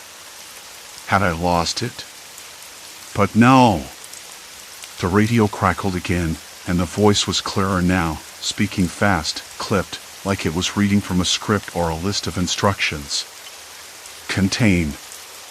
Isolate. Prevent escape. The variable must not be allowed to interfere. Variable. Me. I sank onto the floor, the cold plaster biting through my shirt. The pieces slammed together in my mind like a puzzle with jagged edges. These weren't just voices. These weren't just broadcasts. They were real-time cries from versions of me, trapped. And whatever was hunting them wasn't just a coincidence. It was organized. Human. Methodical. I thought about the last few days, how the voices started out fragmented, distant, then grew sharper, more urgent. How the woman at the hardware store had looked at me like she knew something but wouldn't say it outright. How the radio antenna, once fixed, seemed to pull me into something I couldn't escape. A sudden noise made me jump, a faint scraping from the apartment next door. Like someone dragging a chair or a box across the floor. The building groaned, settling again, or maybe warning me to stop. I wanted to run. To shut everything down. But the radio was alive in my hands, and I couldn't let go. Suddenly, a new voice burst through the static, breathless and frantic. Don't trust the protocol. They're watching. Inside. Listening. I'm not safe. I froze. Inside. Listening. My skin prickled. The idea of something inside the building watching me sent a cold wave crashing through my chest. I glanced around the dark room, every shadow suddenly a threat. My breath came fast, ragged. Who are you? I whispered, half to myself. No answer. Only the faint hum of static, and then a click, the same lock-turning sound echoing again down the hall. The flashlight lay forgotten on the floor, its weak glow pulsing like a heartbeat. I stood, breath shallow, and moved to the door.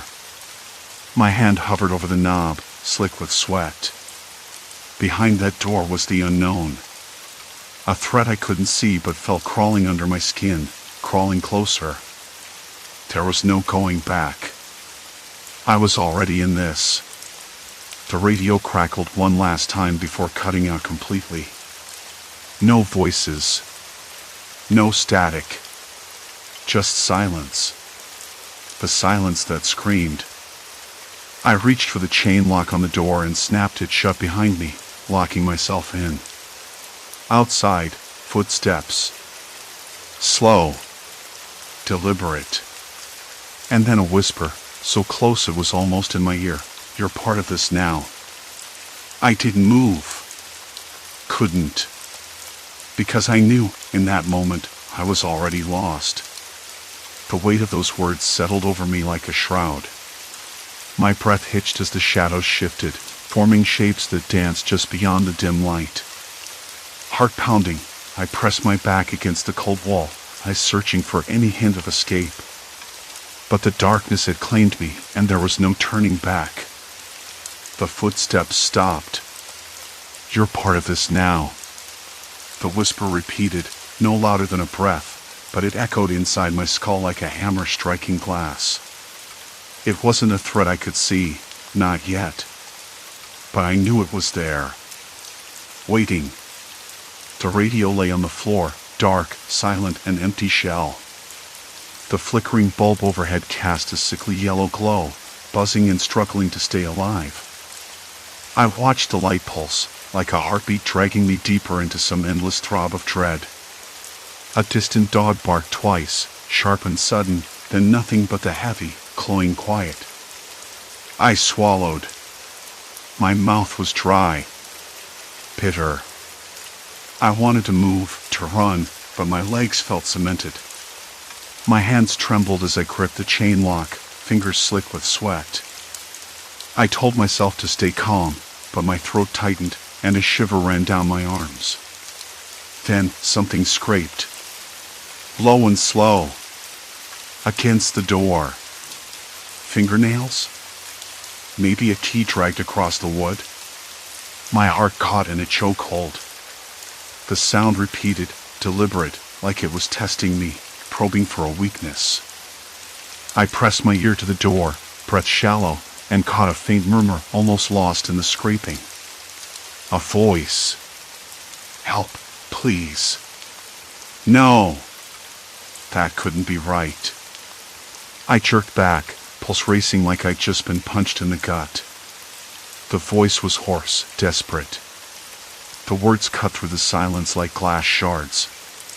It was me. Or someone who sounded exactly like me. I swallowed hard and forced myself back to the door, pressing my ear against the cold wood again. I wanted to tell myself it was a trick of the radio, a delayed broadcast from some parallel nightmare. But the voice was clear, raw, and close, too close not to be real. Please, it whispered again, more urgent this time. They're coming. I stumbled back, knocking over the radio. It clattered against the floor, the cord snagging and pulling loose from the socket with a sharp pop. The room plunged into near darkness as the flickering bulb finally gave out. A faint buzz lingered, then silence swallowed everything.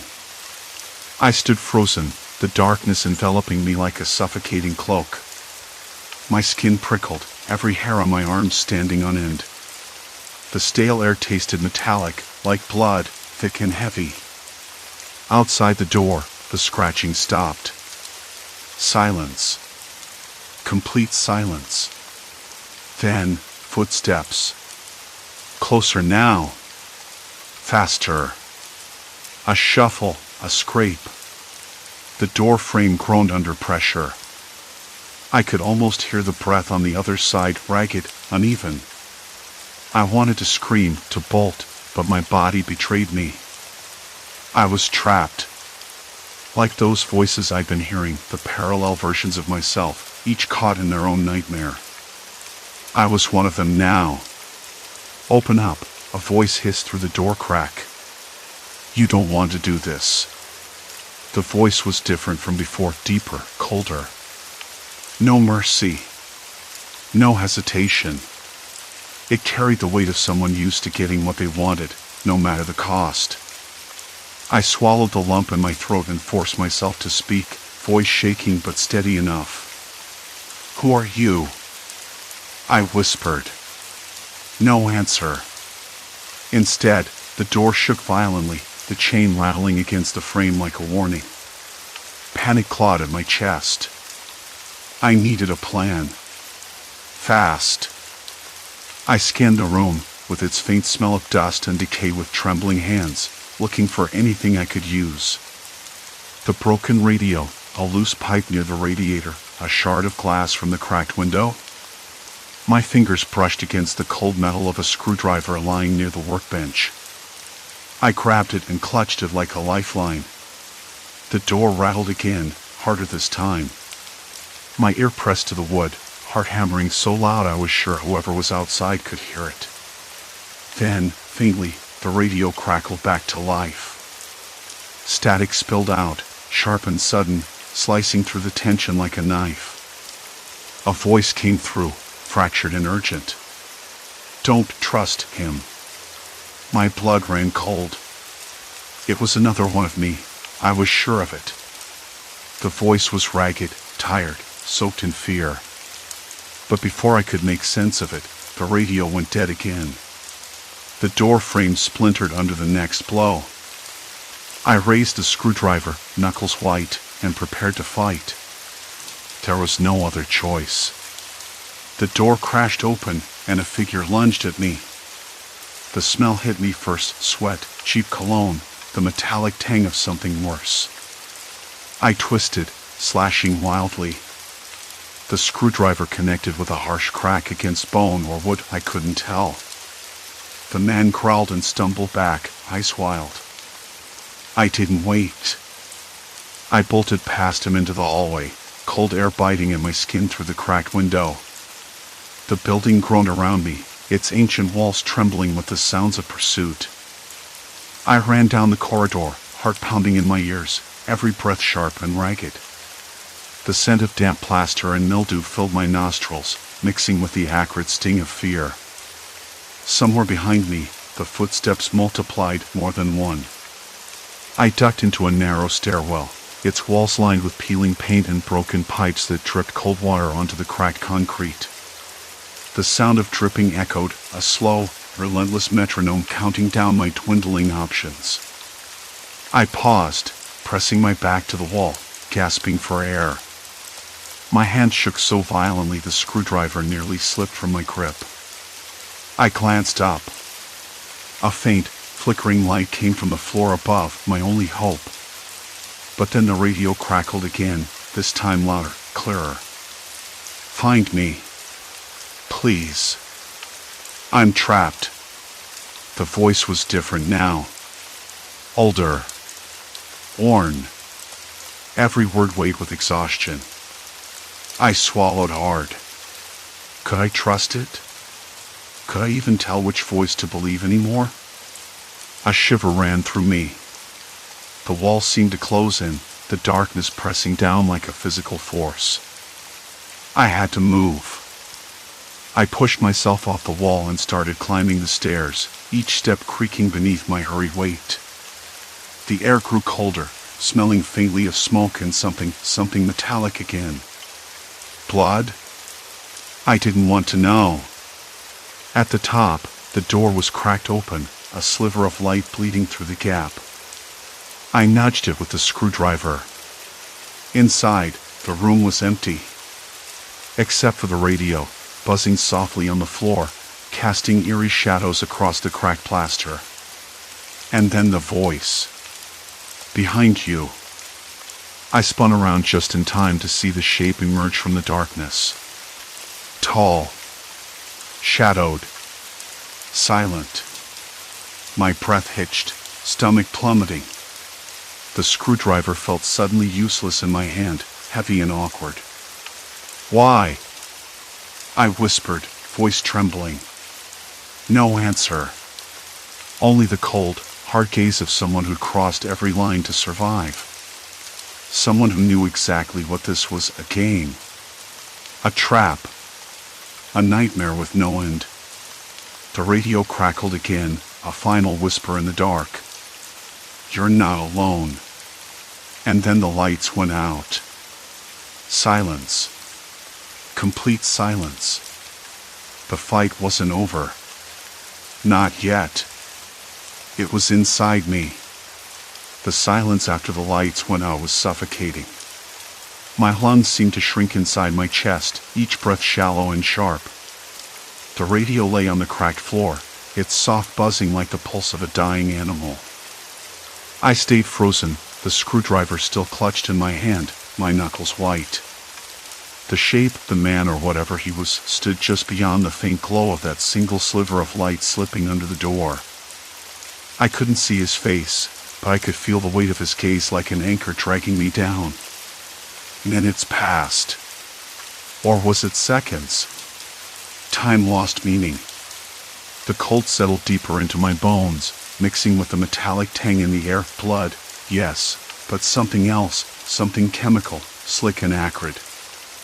I swallowed hard, my mouth suddenly dry and bitter. And then the radio crackled again. That voice. Not a broadcast. Not a memory or a distorted emergency call. It was real.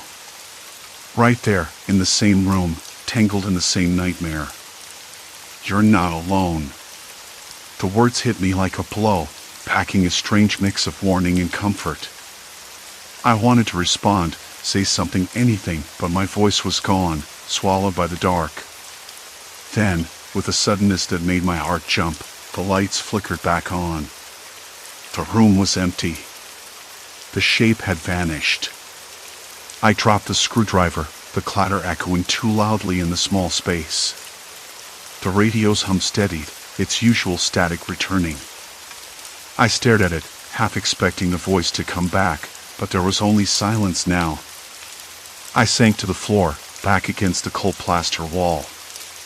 The rough texture scraped through my shirt, scratching me awake. My hands trembled as I wiped sweat from my forehead, the chill in the room contrasting with the heat rising in my chest. Something had changed. I knew that. The voice, the shape, it wasn't just a hallucination, not a trick of the light or a glitch in the radio. It was real.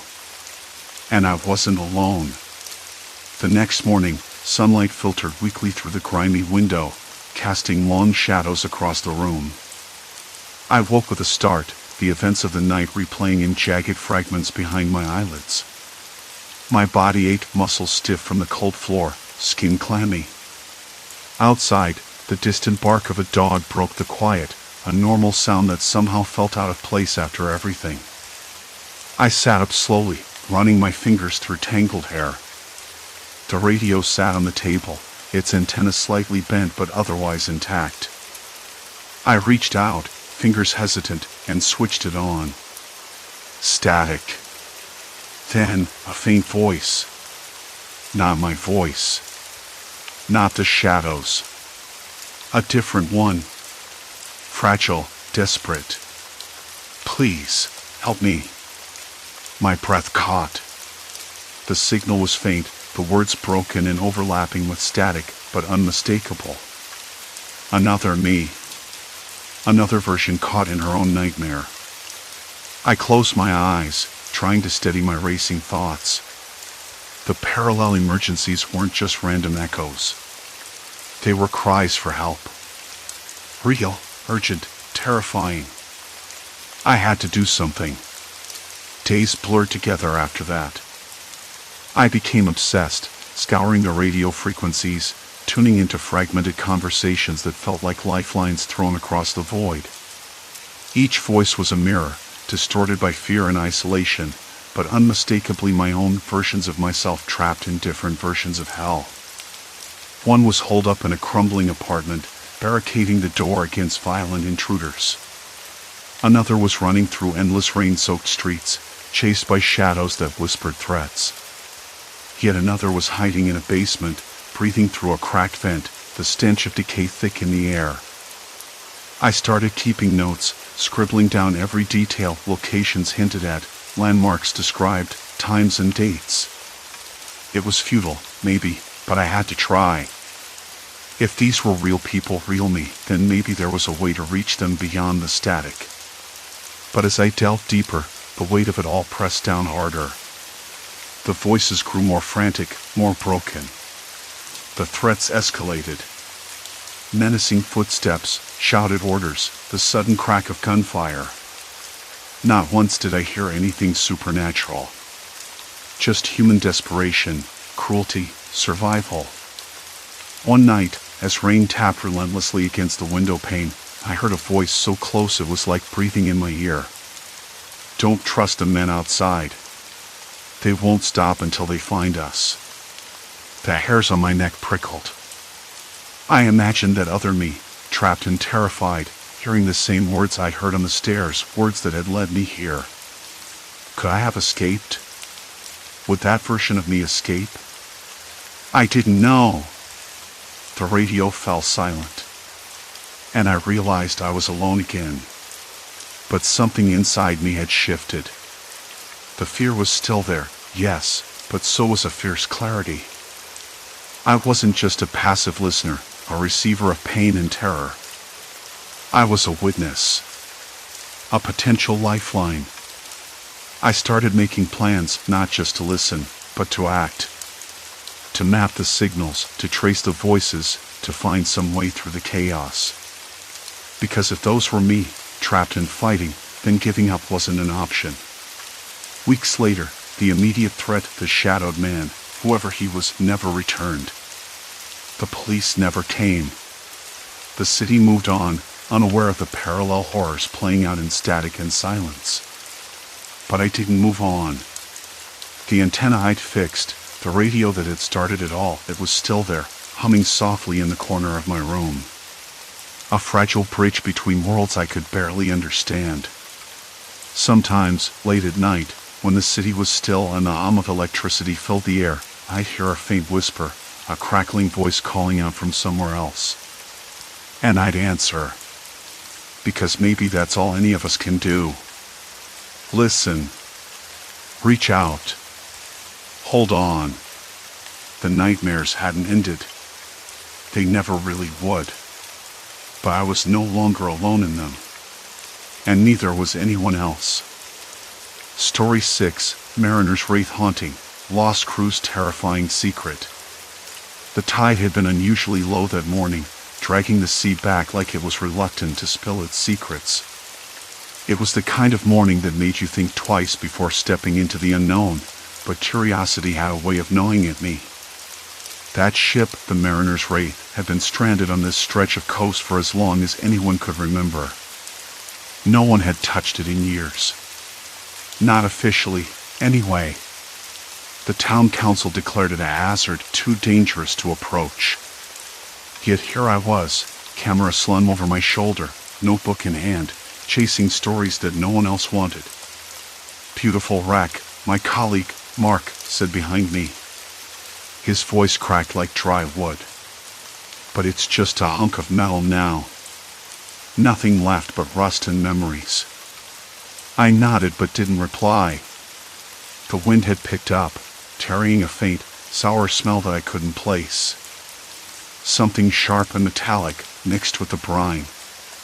My stomach tightened. It wasn't the smell of the sea. Not really. The Mariner's Wraith sat awkwardly, half tilted on the sand, its bow dug in like a beast refusing to move. Its paint peeled and long, curling strips, revealing patches of corroded steel. The windows were dark and opaque, like blind eyes. A faded nameplate hung crooked on the stern, rusted beyond legibility. The ship looked tired. Dead, almost. That's what drew me in. I was here because I wanted to understand. People had whispered about the crew, how they vanished overnight, how the ship was quarantined and left to rot. Stories were half-remembered, tangled with rumor and fear. No one had ever dared to board it since the quarantine was lifted, assuming there was nothing left but ghosts and silence. But I didn't believe in ghosts. Not really. Mark adjusted his scarf and gestured toward the ship's gangway, where a thick chain dangled loosely, swaying like a pendulum. "We shouldn't be here," he muttered. "This place has been off limits for a decade." I smiled, though my throat felt dry. "That's exactly why we have to be." My voice was steadier than I felt. He didn't argue. Instead, he pulled his gloves tighter, the leather creaking softly. The pier groaned beneath our feet, a long, low moan that mingled with the slap of waves and the distant cry of gulls. There was a rhythm to it, an eerie kind of music. I stepped closer to the gangway, scanning the deck with my eyes. There was debris, empty crates, twisted metal, frayed ropes. A faded red stain caught my attention, smudged across a tangle of ropes like a careless brushstroke. I knelt down, brushing sand away with my gloved hand. It was dry, crusted. Old blood? Could be. My stomach churned. "Look at this," I said softly, calling Mark over. He crouched beside me, eyes narrowing. "Yeah, that's not normal." I stood up and ran my fingers through my hair, suddenly aware of how cold my hands were. The ship smelled faintly of mildew and something bitter, almost chemical. I turned my head, trying to place it. Like copper and rot. We climbed the gangway slowly, the wood creaking underfoot. Every step seemed to echo in the still air. The sky had darkened a touch, thickening with clouds that smelled of rain but never quite delivered. The air was heavy, almost sticky. I swallowed hard. Inside the ship, the light was dim and gray. The narrow corridor ahead stretched into darkness, the walls lined with peeling paint and rusted pipes. There was a faint hum, like the ship was breathing, or maybe it was just the wind trapped inside. I stepped forward, boots scraping against the worn metal floor. "Careful," Mark whispered. "Could be unstable." I nodded but didn't slow down. The silence pressed against my ears, broken only by the distant drip of water somewhere deep within the ship. The smell was stronger here, like disinfectant mixed with decay. My nose wrinkled involuntarily. We passed a door hanging open on rusty hinges, revealing a small room cluttered with overturned chairs and scattered papers. Yellowed sheets, brittle with age. The handwriting was hurried, frantic even. I picked one up carefully. It was a log, a captain's journal, maybe. The ink had bled and faded, but words like quarantine, infection, and lockdown jumped out at me. My fingers trembled as I flipped through the pages. "Do you think?" Mark's voice was barely audible. I swallowed. "I don't know." The certainty I had walked in with was slipping away, replaced by a cold knot of unease in my gut. As we moved deeper, the ship's interior felt less abandoned and more like a tomb. The air was stale and thick, clinging to my throat. My breath came out in shallow bursts. There were signs of recent activity, footprints in the dust, a cup left on a table, dried food crumbs scattered on the floor. Like someone had just stepped away. But there was no one. I tried to shake the creeping dread. My heart thudded unevenly, the way it does when you're not sure if you're just tired or on the edge of panic. In the mess hall, the silence was deafening. Chairs were overturned, plates still set on tables, as if the crew had simply vanished mid-meal. The smell of stale coffee lingered faintly, bitter and sharp on my tongue while I licked my lips. Mark coughed softly, breaking the spell. "This isn't right," he said. "Not right at all." I nodded again, eyes scanning the room, with its faint smell of dust and decay. Something caught my attention, a faint scrawl on the wall near the doorway. Letters scratched into the paint, "Stay out." Contagion. My breath hitched, and I swallowed hard against the metallic taste flooding my mouth. Contagion. The word echoed in my mind, unsettling and real. What if they never left? I whispered, more to myself than to Mark. Mark looked at me, his face pale under the dim light. Or couldn't. A sudden creak echoed somewhere above us. I froze, heart pounding too loud. The ship wasn't as dead as it seemed. Something was still alive here. Watching. I wanted to turn back. I wanted to run. But I didn't. Not yet. The creak above us had barely died down when I forced my legs to move again. I glanced up at the narrow staircase leading to the deck above. The wood groaned under its own weight, the peeling paint flaking off like brittle skin. We need to check the bridge, I said, voice low. Mark nodded, pulling his flashlight from his backpack. The beam flickered, unsteady, but it cut through the thick dark like a blade. We climbed, step by cautious step. The air grew colder, damp with salt and something else, something faint but sour. I rubbed my arms, the chill crawling under my jacket. The silence was oppressive. Even the ship seemed to be holding its breath, waiting. The bridge was a small room with cracked windows, dust layered thick on the consoles. A map table stood in the center, its surface scratched and stained. I ran my fingers over it, feeling the rough texture of old paper and dried glue. The ship's last known course was marked in faded ink, heading nowhere fast, straight into a dead zone on the charts. Mark circled the room, shining his light on the instruments. "Look at this," he said, pointing to a small radio set. Its dials were frozen, the static crackling softly, like a distant whisper. They tried to call for help. Or warn someone. Or both, I muttered, swallowing past the dryness in my throat. Then I noticed a notebook lying open on the desk. Its pages yellowed, corners curled. I picked it up carefully. The handwriting was neat but hurried log entries, dates, notes about symptoms, quarantine measures, desperate reminders. Day 14, I read aloud. Crew showing signs of fever, cough. Isolation protocols in place. No contact with shore. Supplies running low. The ink smudged here, as if someone's hand had trembled while writing.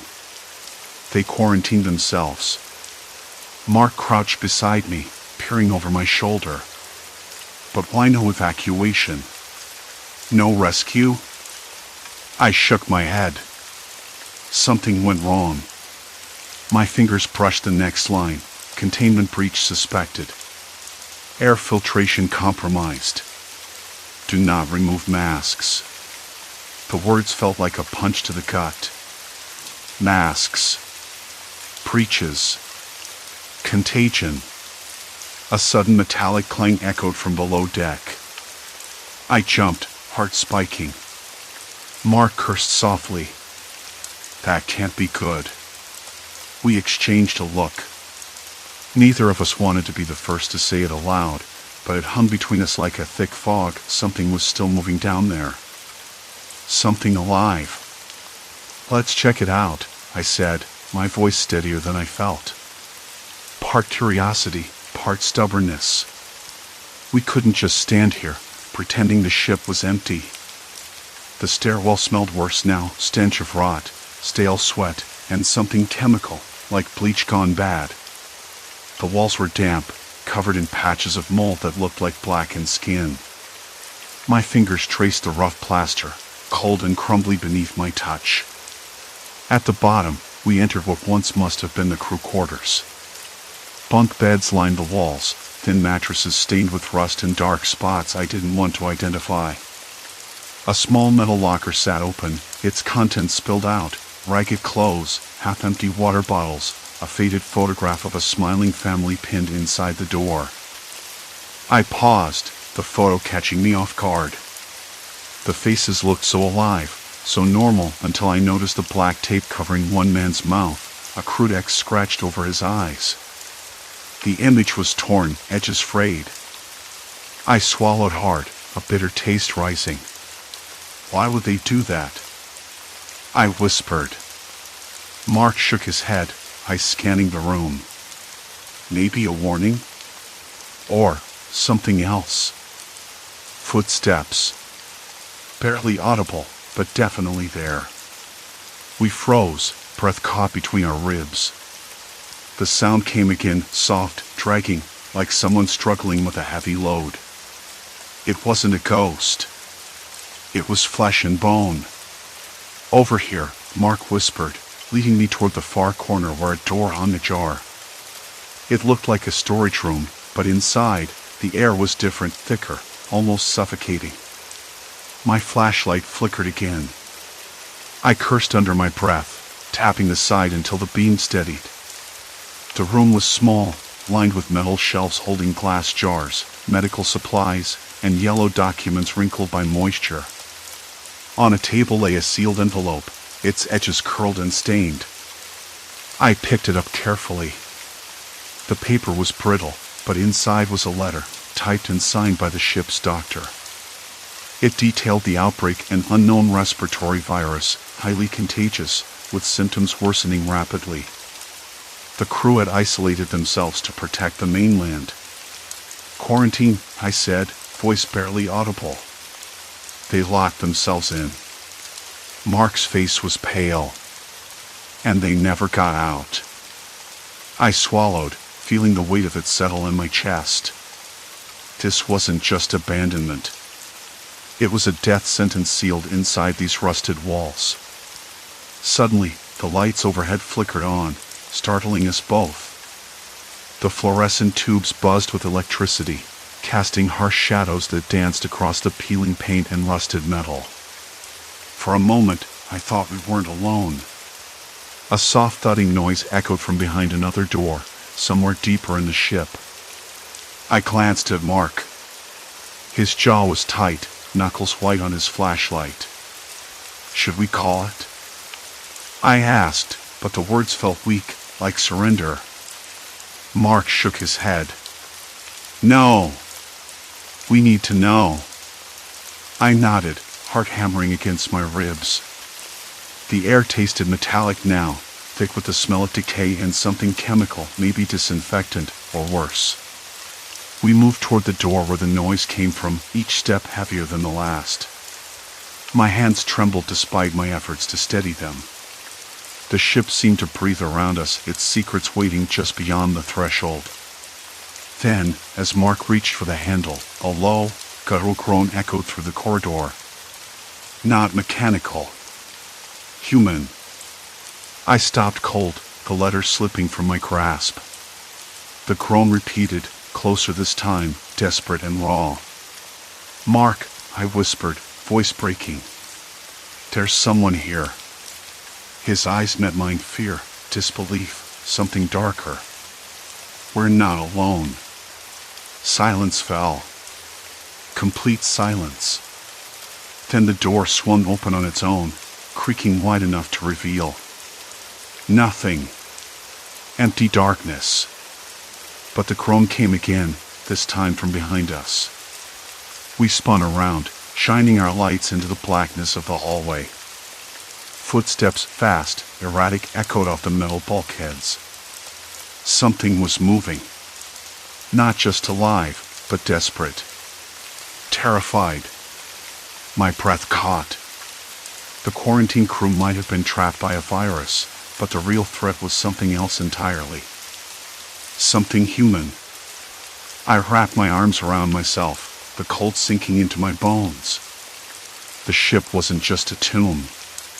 It was a trap. And now, we were caught inside it. The groan faded, swallowed by the thick metal walls, but the echo lingered inside my skull. Mark and I stood frozen, lights still cutting through the darkness, fingers twitching on our gear.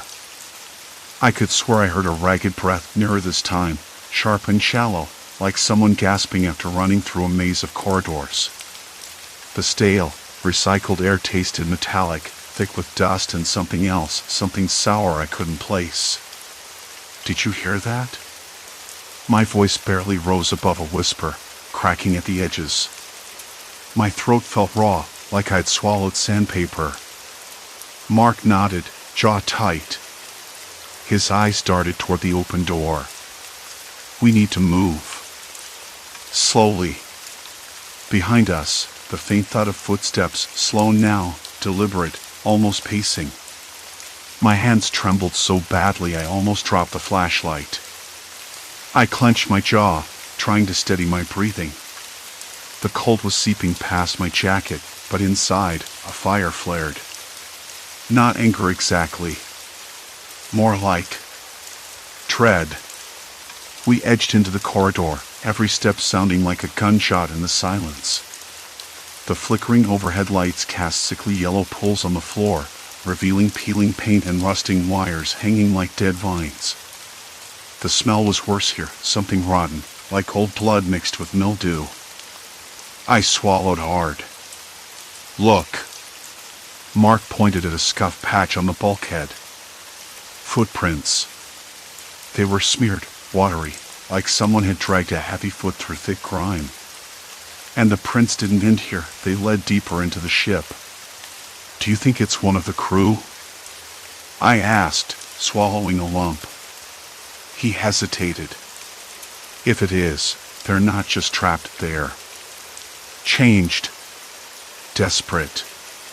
The word hung between us, heavy and dangerous. We pressed on, following the footprints. The hallway twisted, narrowing until we reached a sealed hatch, its edges corroded, but the lock still intact. I slid my hands over the cold metal, feeling the vibrations beneath my fingers. This wasn't just a ship left to rot. Someone had been here recently. Mark knelt beside the hatch, fiddling with his toolkit. If we can get this open, maybe we find answers. The air grew thicker. Every breath felt like sucking through a wet cloth. The sour smell was stronger here, almost acidic. My stomach churned. I glanced at Mark. His face was pale, lips pressed tight. "Hey," I said, voice uneven. "Are you okay?" He didn't answer. Instead, his hand shook as he worked the lock. Then, click. The hatch shuddered open, revealing a dim staircase winding downward. Cold air spilled out, sharper, tarrying something else, faint coughing, like a ragged whisper buried deep in the shadows. We exchanged a look, neither wanting to be the first to move. But the pull was unstoppable. We stepped down. The stairwell was narrow, claustrophobic. The walls slick with condensation. My boots echoed softly, mixing with that distant cough. I pressed my hand against the railing rough, corroded steel biting into my palm. The temperature dropped sharply, a chill that wasn't just from the ship's decay. At the bottom, the light was worse, bare bulbs flickering overhead, casting trembling shadows. The corridor opened wider, revealing rows of what looked like medical isolation units. Glass panels fogged over, scratched. Inside, dark shapes shifted. I blinked. Was that breathing? A twitch. My stomach twisted. Mark whispered, "Quarantine deck." The word hit me like a punch. Quarantine. The crew hadn't just vanished. They'd been locked away. Sick. Trapped. We moved closer. The glass of one unit was cracked, smeared with something dark. I swallowed the urge to look away. Inside, a figure slumped forward, a man, his skin pale and mottled, eyes closed but lips trembling. A thin tube ran from his nose to a device humming faintly. A sheet covered his body but was stained and torn. The sour smell was overpowering now, mixed with the sterile scent of antiseptic long gone bad. "God," Mark breathed. They tried to stop it. Stop what? I asked, voice tight. He shook his head, eyes scanning the other units. Whatever this virus was, it tore through them. They sealed themselves in, hoping to contain it. But they didn't leave. My voice cracked again. They're still here. Right now. A sudden clatter made us jump. Something skittered across the floor behind us. I spun, flashlight shaking. Nothing. Just shadows. Maybe rats. I offered, but my heart hammered anyway. Mark's eyes didn't leave the units. No. Too big. The coughing grew louder, rasping, desperate. We edged toward another unit, glass fog so thick it looked like smoke. I pressed my palm to the pane, cold, damp, sticky with something. Trust me, I was there. Then the glass rattled. I stumbled back, breath caught in my throat. Mark grabbed my arm. It sealed tight. The coughing turned to choking. Then silence. We're not alone down here, I whispered, voice breaking again. Mark looked at me, something raw and urgent in his eyes. We can't leave. Not now. I wanted to argue. To say we should run, get out before it was too late. But the truth settled like ice in my veins. The ship wasn't just a ghost story. It was a trap. A tomb. And we'd stepped inside. Behind us, the hatch slammed shut with a deafening clang. I spun, heart leaping, but Mark was already at the controls, banging the panel, trying to override the lock. No good, he said grimly. Power's down on this deck. I swallowed hard, the sour smell thickening, clawing at my throat. My skin prickled. The coughing wasn't far anymore. It was close. Too close.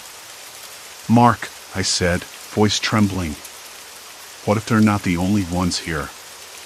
He met my gaze, eyes dark. Then we're in trouble. The lights flickered violently, plunging us into near darkness before sputtering back. In that stuttering glow, I caught a glimpse of movement, something just beyond the edge of the light, watching us. The quarantine wasn't just a memory. It was alive. And we were running out of time. The hatch slammed shut behind us, the sound booming like a gunshot in the stale air. My throat tightened, the sour stench of decay growing sharper, almost suffocating. It wasn't just the ship's rot anymore. Something else. Something wrong. Coughing echoed wet, desperate, and close, like it was just beyond the edge of the flickering light. I tasted copper on my tongue, bitter and metallic. My skin prickled, goosebumps rising despite the stifling heat. Mark, I whispered, voice barely steady. What if they're not the only ones here? He met my gaze, eyes dark and unreadable. Then we're in trouble. That's when I saw it. Movement. A shadow shifting just beyond our lamp's reach, a flicker of something watching. My heart lurched. The quarantine wasn't dead.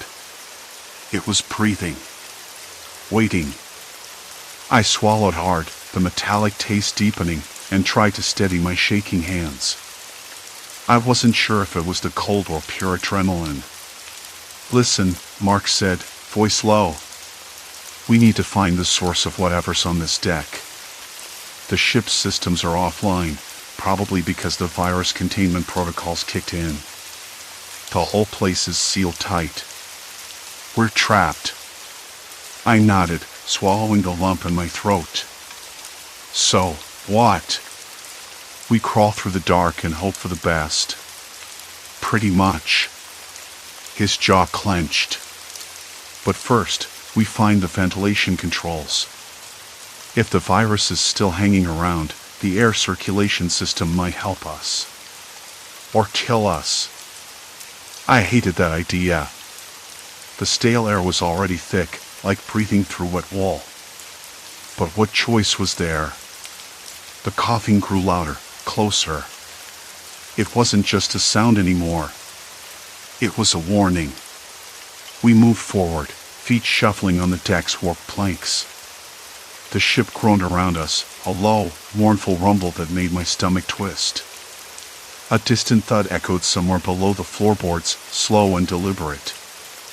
I froze, breath hitching. "Did you hear that?"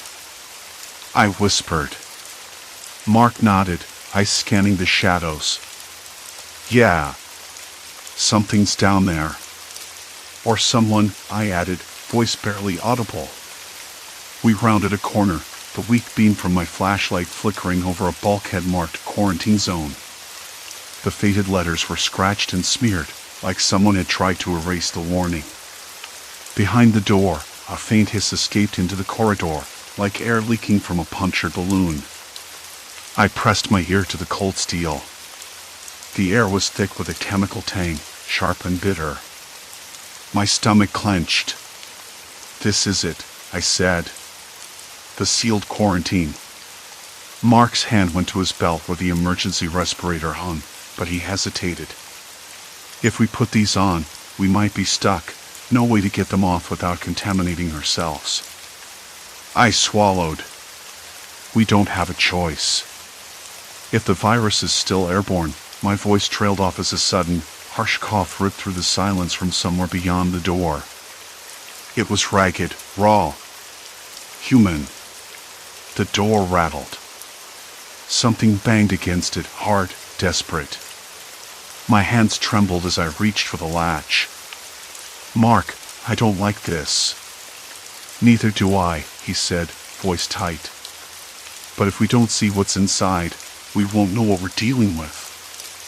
I pulled the latch, and the door creaked open, revealing a cramped room bathed in sickly green light from a flickering panel overhead. The air inside was thick, suffocating, and the smell hit me like a punch, sharp ammonia, rotting flesh, and something metallic beneath it all. The room was a mess. Medical equipment lay scattered, needles tipped with dried blood, paper stained and curled at the edges. The walls were streaked with rust and grime, but amidst the chaos, bodies lay slumped in makeshift quarantine cots, faces pale and drawn, eyes closed as if in deep sleep.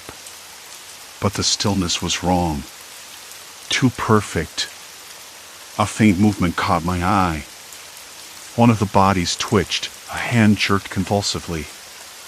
I froze. The coughing grew louder, closer, almost inside my head. "We're not alone," I said, voice barely a whisper. Mark scanned the room, with its faint smell of dust and decay, eyes narrowing. "Look at their skin." He pointed at one of the men sprawled across a cot. His skin was mottled, bruised dark purple in places, veins swollen and angry beneath the surface. This wasn't just quarantine. They were sick. Real sick. I stepped closer, heart hammering. The man's eyes fluttered open, clouded and unfocused. He gasped, a wet, rattling sound that scraped across the room like broken glass. Help! The word was barely there. His hand twitched toward us. "Step back," Mark warned. "We don't know what's still active here." But I couldn't move. Something about that desperate plea pulled at me, the raw fragility of it. I clenched my fists to stop myself from reaching out. Suddenly, the flickering light above us died completely, plunging the room into thick darkness. The coughing exploded around us, dozens of hoarse, ragged breaths echoing from every corner. I stumbled backward, heart thudding so loud I thought it might burst. "Mark?" My voice cracked. "Where are you?" "Here." His hand found mine in the black, tight and steady. "Stay close." From somewhere in the shadows, a low growl rumbled, a sound human and animal all at once. I swallowed bile. My skin prickled, cold sweat slicking my back. "We need to get out," Mark whispered urgently. "Now!" I nodded, swallowing the scream that rose in my throat. Together, we edged toward the door, every step a test of nerve and balance. The coughing followed us, relentless and rising, wrapping around our ankles like chains. Then, just as we reached the threshold, something slammed into Mark from the side. He grunted, stumbling, and I grabbed his arm to steady him. A rough hand, cold and clammy, brushed my leg. My breath caught. "Who's there?" I demanded, voice shaking. A shadow moved in the darkness, close enough to smell the sour sweat and rot on its skin. "Don't," Mark started, but the figure lunged, knocking us both to the floor. I scrambled back, heart pounding, eyes wide in the black. The coughing stopped abruptly. Silence. Complete silence. Then a voice, low and broken, cracked through the dark. "You don't understand. You can't leave." I pressed my back against the cold wall, fingers digging into the peeling paint. "Why? What happened here?" The figure didn't answer. Instead, another cough rattled through the air. Closer. Closer still. I swallowed hard, the bitter taste returning, sharp and unforgiving. The quarantine wasn't just a trap for the virus. It was a trap for us. And now, we were caught. The lights flickered back on just for a second. In that brief flash, I saw them. Not ghosts. Not monsters. Men and women, gaunt and broken, eyes wild and desperate. And they were watching us. Waiting. The door slammed shut again. I held my breath, knowing we had crossed a line, one that might never let us go back. "Mark," I whispered, "we have to find another way." He shook his head, voice grim. "There is no other way. The ship had them. And now it had us." The flicker of the lights, the brief, cruel stutter never left my mind. I could still see those faces. Not shadows or specters, just broken people, trapped in the cage of this ship like rats. Their eyes wild, desperate. Some staring through me, others pleading silently for something I couldn't give. Escape. Help. I wasn't sure anymore. We didn't run. We couldn't. The ship had us, the quarantine had us, and maybe something else did too. Mark was still pressed against the wall, pale as a sheet, his breath shallow and ragged. I wanted to say something, anything, but the words caught in my throat like a lump of stone. "Why won't you let us leave?" I whispered at last, voice barely audible. The figure stayed silent, shaking, coughing, each hack like a chainsaw tearing through the silence. The air was thick, sour with the stench of sickness and decay. I could taste it, bitter and metallic at the back of my throat. My hands trembled, fingers curling into fists against my knees. Mark swallowed hard. "We need to get out. Now!" And yet, the ship seemed to close in tighter. The corridors groaned under their own weight, the metal rusted and pocked with salt, and every breath we took felt heavier than the last. I could hear the distant drip of water somewhere deep inside, a slow, steady drip that sounded like a clock counting down. The figure coughed again, weaker this time, and then spoke, voice cracked and low. "The virus, it's still here. It never left." I blinked. "You mean?" "They sealed us in to stop it spreading." But it didn't work. The cold settled into my bones. The quarantine wasn't just a rule or a line on a map. It was a tomb. There was a pause, thick and suffocating. I could almost hear the ship breathing, slow, ragged, like it was alive in a way I didn't want to understand. Mark shifted beside me, voice barely steady. "What happened to the others?" The figure's eyes flickered with something grief. "Regret. They didn't make it. We're the last." I swallowed down a surge of nausea. The floor beneath me felt slick. Sweat, or something worse. I didn't want to touch it. Outside, the wind howled through the broken windows, carrying a faint scent of salt and rot. The world beyond this ship was still moving, still alive, but inside, time was frozen. Stuck in that endless night of quarantine and death. I looked at Mark. His jaw was tight, eyes dark and haunted. What do we do now? He didn't answer. Neither did the figure. We sat there for what felt like hours, listening to the coughing fade into a low, rattling wheeze. The ship creaked and settled, as if sighing under the weight of its own secrets. Finally, I stood, legs stiff and shaky. We can't stay here, I said, voice firmer than I felt. We need to get back to the shore, get help.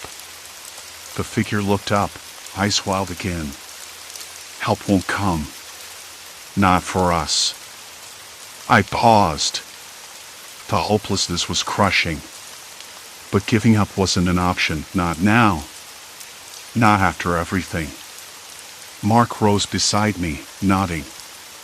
We'll find a way. We always do. The journey back through the ship was a blur of shadows and echoes. The walls seemed to whisper with voices, ghosts of the living, trapped in that quarantine that never ended. I kept thinking about what that meant. About how fear and disease could turn people into prisoners of their own world, how isolation could twist hope into despair. Outside, the first light of dawn was bleeding through the broken hull, casting pale gold over the wreckage. The air was sharper here, cleaner, and I could breathe again without the bitter taste of sickness filling my mouth. We made it to the shore, the sand cold beneath our feet. The ship loomed behind us, a rusted leviathan swallowed by the morning mist. I glanced back once, a shiver running down my spine. It wasn't just a ship. It was a warning. The authorities arrived hours later, donning their protective gear, faces masked and eyes wary. I watched as they sealed the perimeter, set up their equipment, and began the grim work of containment. Mark and I stood apart, silent witnesses to a nightmare we had barely escaped. Days passed. The media spun stories, ghost ship, quarantine vessel, mystery at sea. But I knew the truth. The virus wasn't a ghost or a curse. It was human. Fear and desperation had trapped those people in a living nightmare. And for a moment, I'd been part of it. At night, I still hear the coughs. They echo in my dreams, soft and relentless. The memory lingers thick and heavy, like the air inside that ship. I'm not the person who boarded that ghost ship.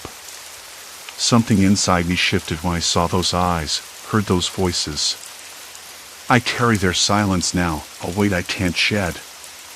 Sometimes, I wonder if the quarantine ever truly ended. Or if it's still waiting, just beneath the surface, ready to trap the next unlucky soul who steps aboard. I don't know if I'll ever be free of it.